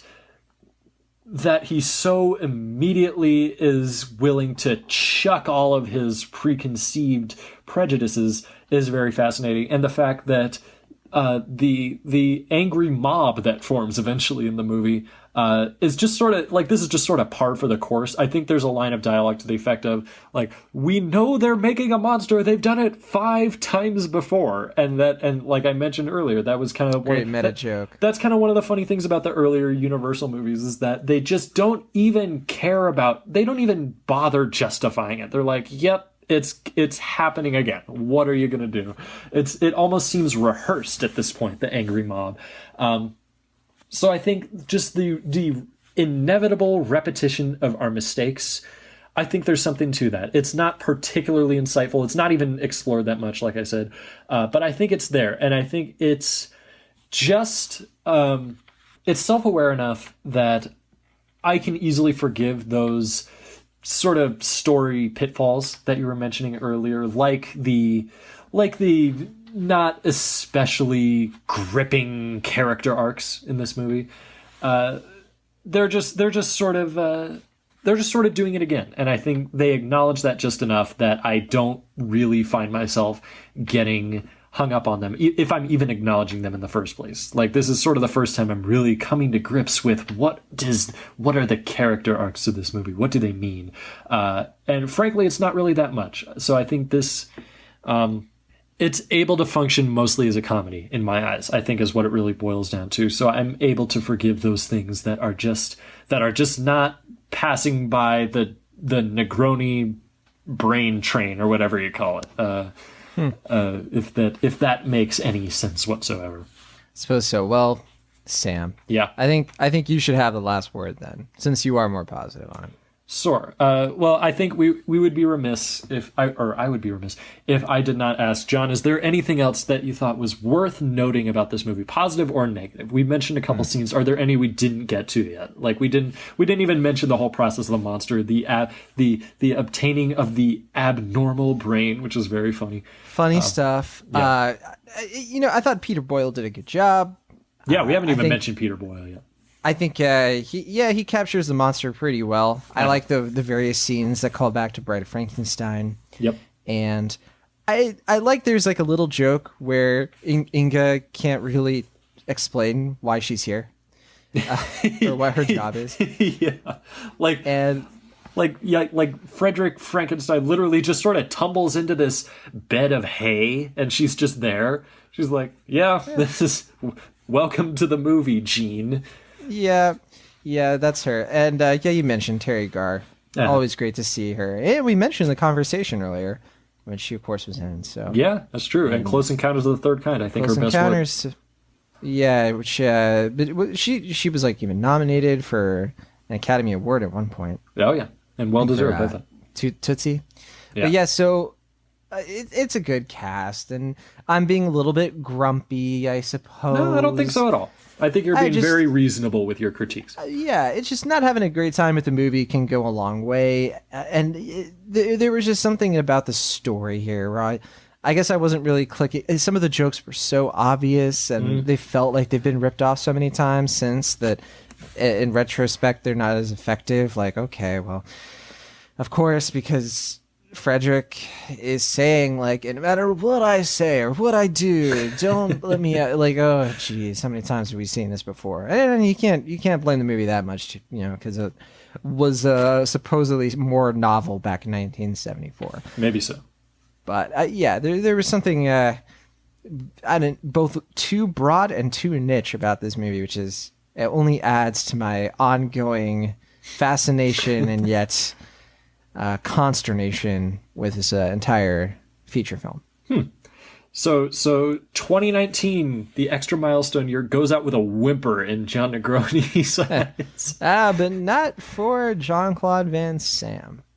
You're bringing that one back. I was wondering if that was ever going to make its triumphant return. You're going to have to start recycling puns at some point. It's good for the planet. It's only a matter of time. You're not wrong about that. Yeah, I think. Everything I've said, I stand by, and I think the one thing that sort of proves to me that there is some thought being put into this. I love at the very end. It's this really anticlimactic ending where they arrange this machine to like swap brains temporarily, so the monster gets just a little bit of Gene Wilder's intelligence. And the fact that the mob is so quick to be like, oh, never mind, we're not completely prejudiced against something that we don't recognize. Like, it happens so quick, it's almost humorous, and I think that's the way it's meant to be. I think it ends the movie on a good note. A few jokes that I didn't mention that I just want to quickly bring up, just because I think they're funny. I love how Frau Blucher, like, when we first meet her, grabs an unlit candelabra and leads it up the stairs. There's something so funny about that I never noticed until this point. It's just like a prop. It's not even providing any light. It's just we'll fix that in post. It's just for ambience. Yeah, maybe so. I don't know if that was a thing back in 1974 where they could digitally add flame.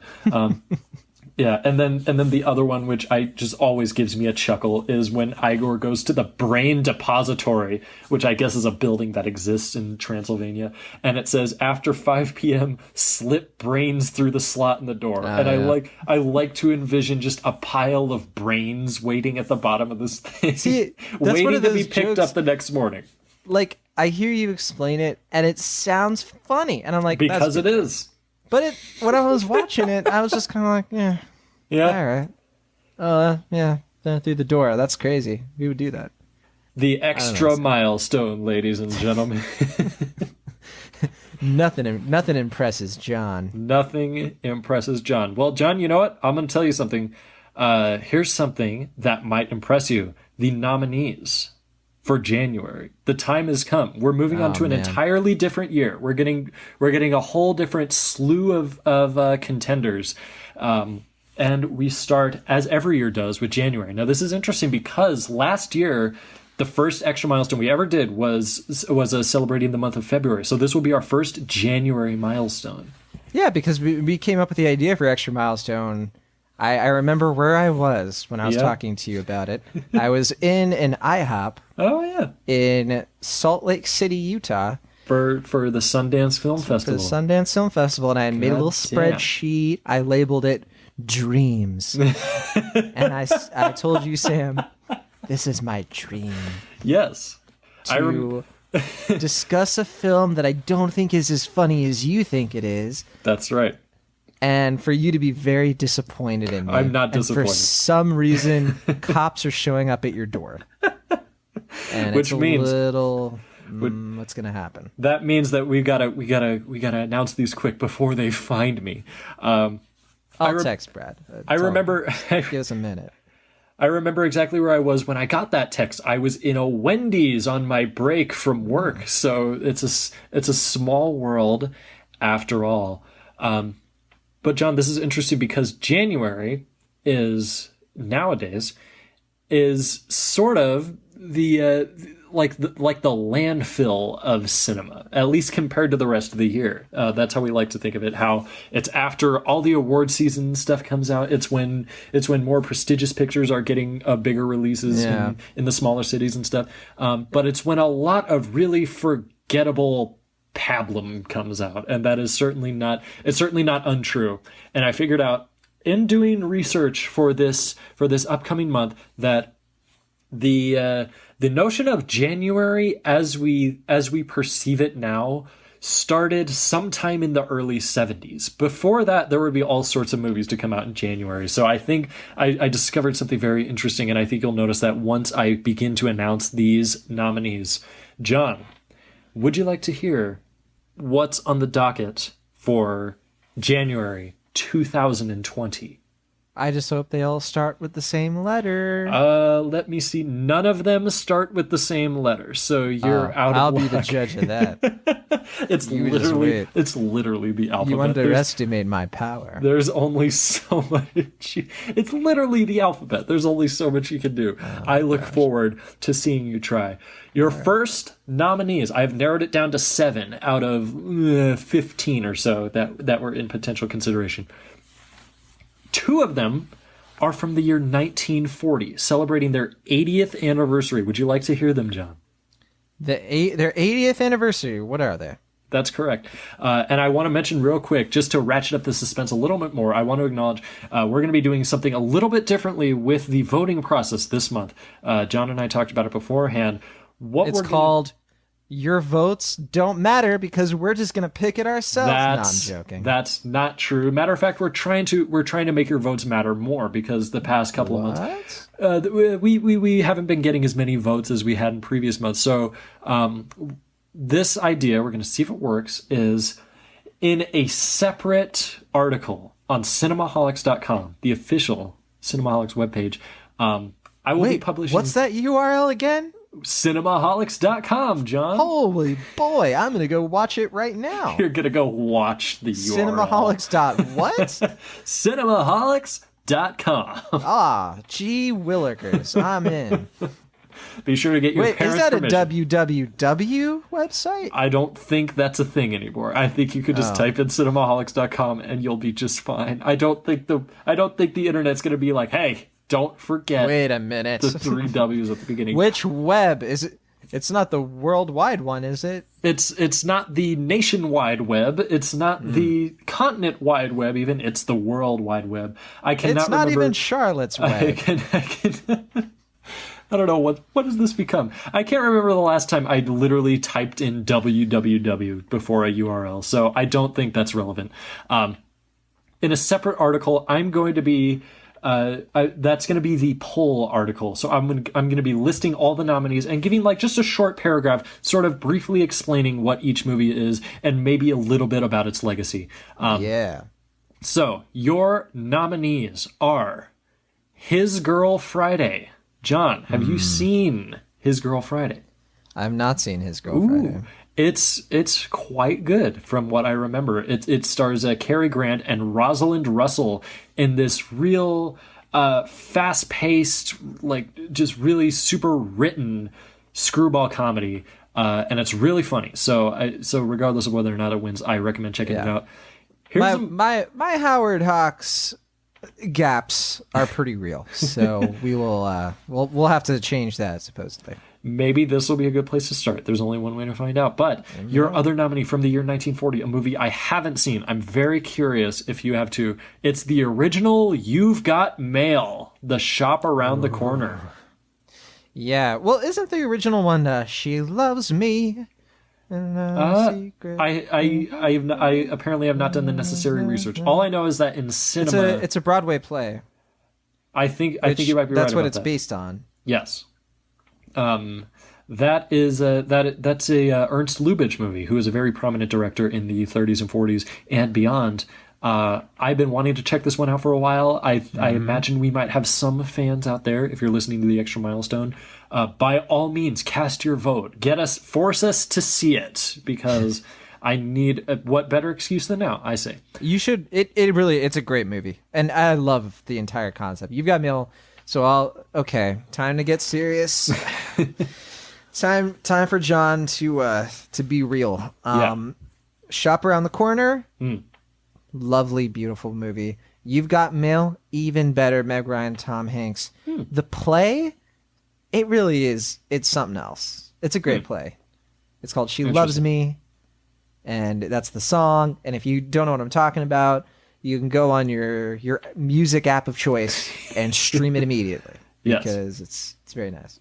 I corroborate everything that John said, having not listened to the song myself. Yeah. What an authority you are. What an authority. Yes. It's I have my cinematic gaps as well. Although I may sometimes one or two. I may sometimes purposely stray away from them, so I won't deny that.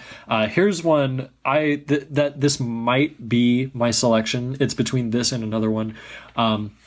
John, have you ever heard of the 1960 French horror movie Eyes Without a Face? It's funny you mention this. Why is it funny that I mentioned it? So, no, I haven't seen this movie, but I know this movie. The only reason I know what this movie is because... so oh, gosh. So there's this Canadian TV show called Degrassi. Okay, and I've heard of it. In season 6, there are 2 episodes called Eyes Without a Face. 2 episodes? It's a part 1, part 2. Oh, okay. I was like, how they managed that? I remember watching this in 2006 when the show was in its heyday, and being like, Eyes Without a Face. I could see where this is going. Fascinating. Yeah. And I look it up, and I looked up the director, who's George Franju, or whatever his name is. Yes. And I started to watch it, and I stopped. Really? Now, was it too much to handle? No. Or was we're talking about... This was 16-year-old John. Was it too French to handle for a little bit? 2006 era John Negroni? 15, 16-year-old John was not as sophisticated as 15 or 16-year-old Sam, who, clearly was all the rage of cinema. Yeah. I was 17 years old when I saw Eyes Without a Face, so you're actually not that far off. Yeah, I knew it. You were watching foreign films long before I was into them. Sure. Although there were a bunch that I liked, but definitely not like French horror. Like that was a bridge on the River Kwai too far for John. That doesn't even make sense, but it doesn't. So it sounds like it might be an interesting revisiting of your past. A retcon that never was. John. How about that? Yeah, I love it. Because it has my name in it. I got one. I'm so excited. Eyes Without a Face is really fantastic. It's striking. It is creepy and scary in a way that not a lot of horror movies are. I'd be stoked to revisit it, and I hope that some of the listeners share in that potential enthusiasm.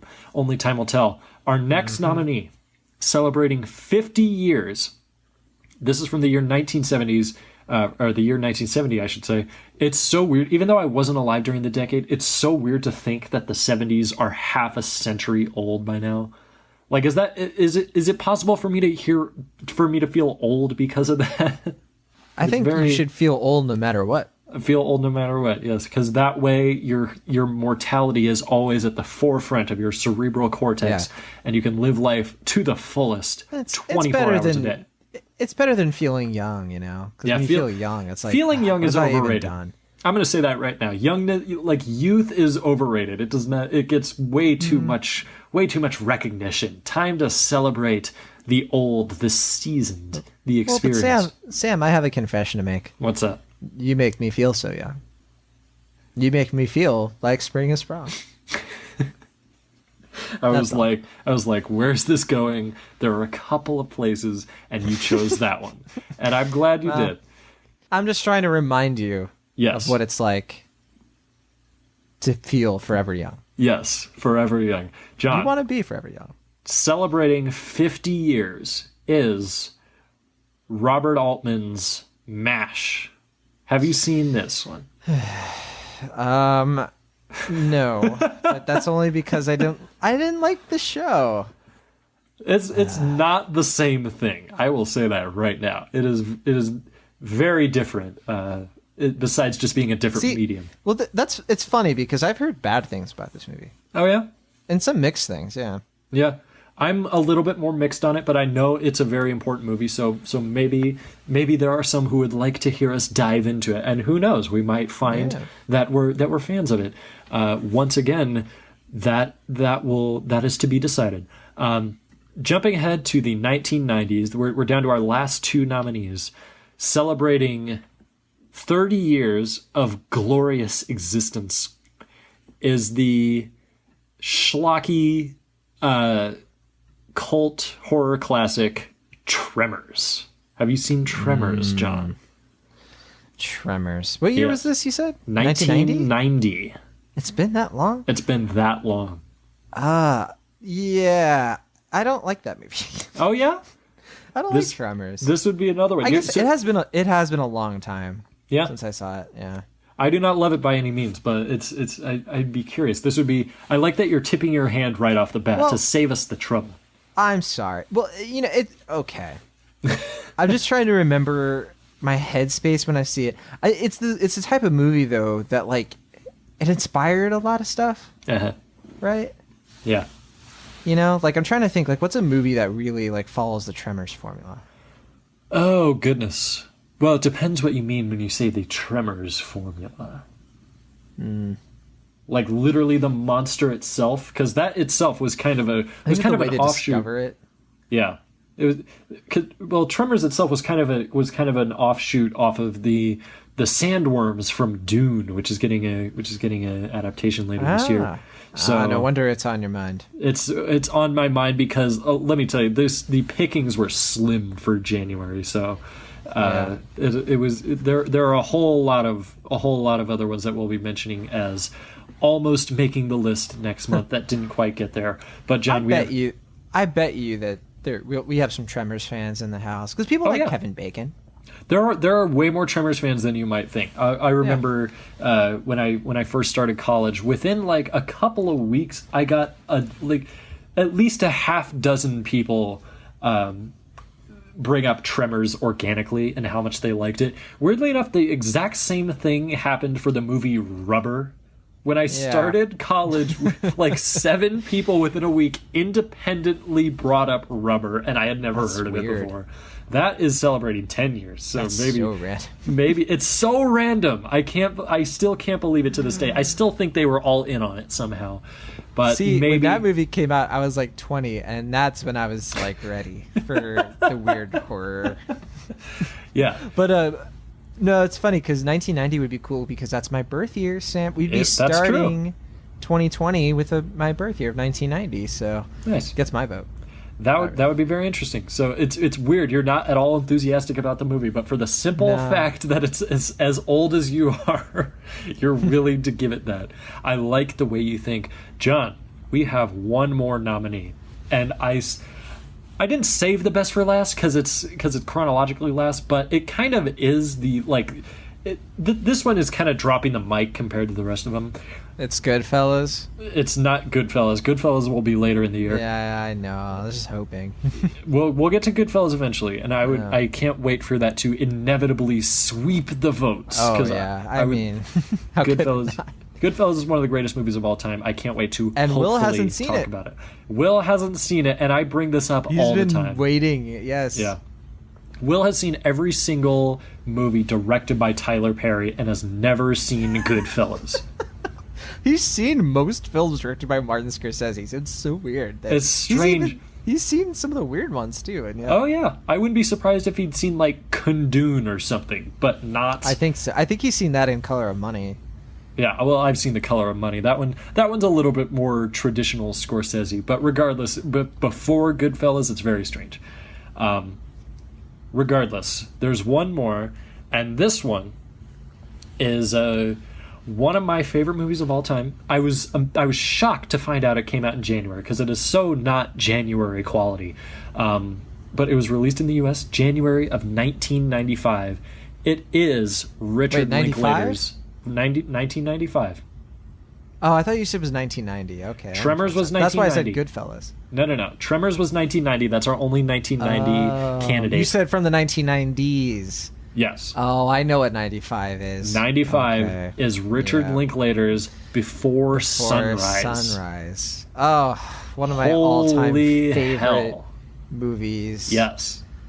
All right, this is my plea to the listeners. Yes. Listeners, I just rewatched Before Sunrise a few months ago. Uh-huh. I want to watch it again. Yes. Please. Let me watch it again.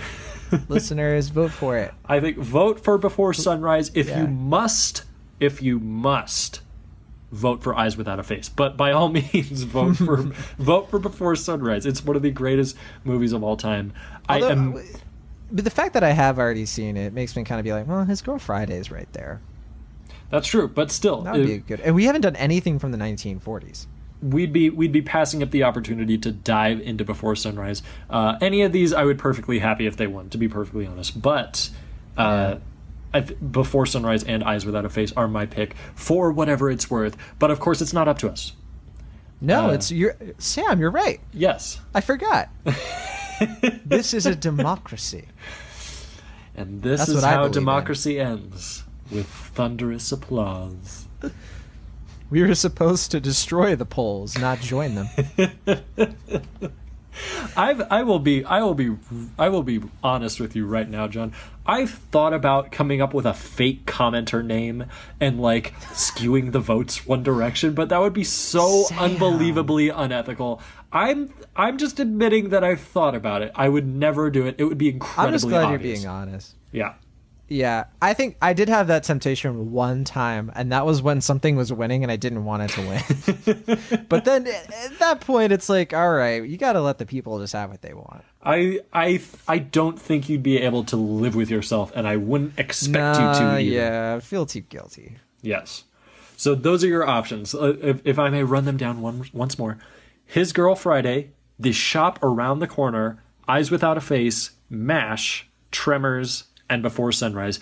Keep an eye out for that poll article in which you may cast your vote, and that comment section will determine the winner. So, and keep in mind your vote counts. These are not getting like hundreds and hundreds of votes. These are like single digits each. So one vote literally can make the difference because it has in the past on numerous occasions. So a lot of times. Don't take this responsibility lightly. So keep an eye on that. Cinemaholics.com, right, John? Cinemaholics. What? Cinemaholics.com. Wow. COM. Don't forget to ask your parents before logging on. Yes, please get your parents' permission, and even if they say no, just do it anyway. It literally doesn't matter. Sam. What? This is I'm saying it right now. Hold on. Yeah. Texting Officer Bradley. Do it. These law enforcement officers are remarkably slow at their job. So I think he's been on hold, and he and Will are still trying to figure out a new groove with the baby. What police officer has this much spare time on their hands to just be on hold? to arrest me of all people. I think that's where the time traveling comes in. You can just sort of like dart in and out of these situations, and Yes. you don't know this, but he already took care of you. Oh, yeah. You just don't remember because time stopped. Yeah. That makes a lot of sense. I think it makes a lot of sense. And speaking of time, John, I think we're out of time. I think we've said what we needed to say, wouldn't you say? Yeah.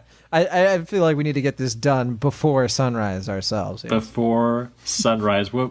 If we're going by that parameter, we have quite some time. But still, I think now is as good a time as any. I had fun talking about Young Frankenstein, going back to the year 1974. I had fun too, yeah. Yes. I look forward to whatever the extra milestone year of 2020 holds, setting aside all facetious claims that were not incredibly incompetent. We do plan to catch up. Facetious facades. Yes, we do plan to get caught up. With that in mind, we're actually planning on doing the January and potentially February milestone relatively quickly. So get your vote in now, because we're not going to be looking far off to the horizon for this one. We're going to be getting these out of the way in the most dignified way possible. So, with that in mind, I believe that it's time that we sign off. Wouldn't you say, John? Yes. How are you going to do it, Sam, as the host? How are you going to spur this on? Oh, gosh, I feel it's so much responsibility. I guess I'll just... You could just do what I do. You just you look at your watch and be like, oh, there's the shoot. Well, I guess that is all the time we got. Yes, that's the news, and I'm out of here. The arm means nothing to the listeners, but I will do it. You have to pull your shirt a bit, whoa. Hey, what do I got to do to get some respect around here, huh?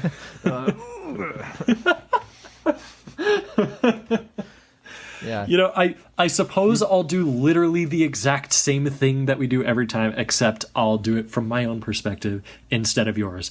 I was hoping, though, I have one last suggestion. What's your one last suggestion? Edit in the sound of a train that's leaving the station. Oh no, that's my train. I gotta jump on before. That's what happens in Frankenstein. That's my train from New York to Transylvania, which goes across the ocean. I don't know how that happens. And it's gonna take us to Austria, or to Vienna, I should say. That's correct. I know. It's I'm only gonna a matter meet the of time. love of my life. Yes. With all that in mind, from the Internet, Colorado, I'm Sam Noland. And from the internet platform 9 3/4, which is located just by even the right California. I'm John Negroni. And we'll see you on the next extra milestone.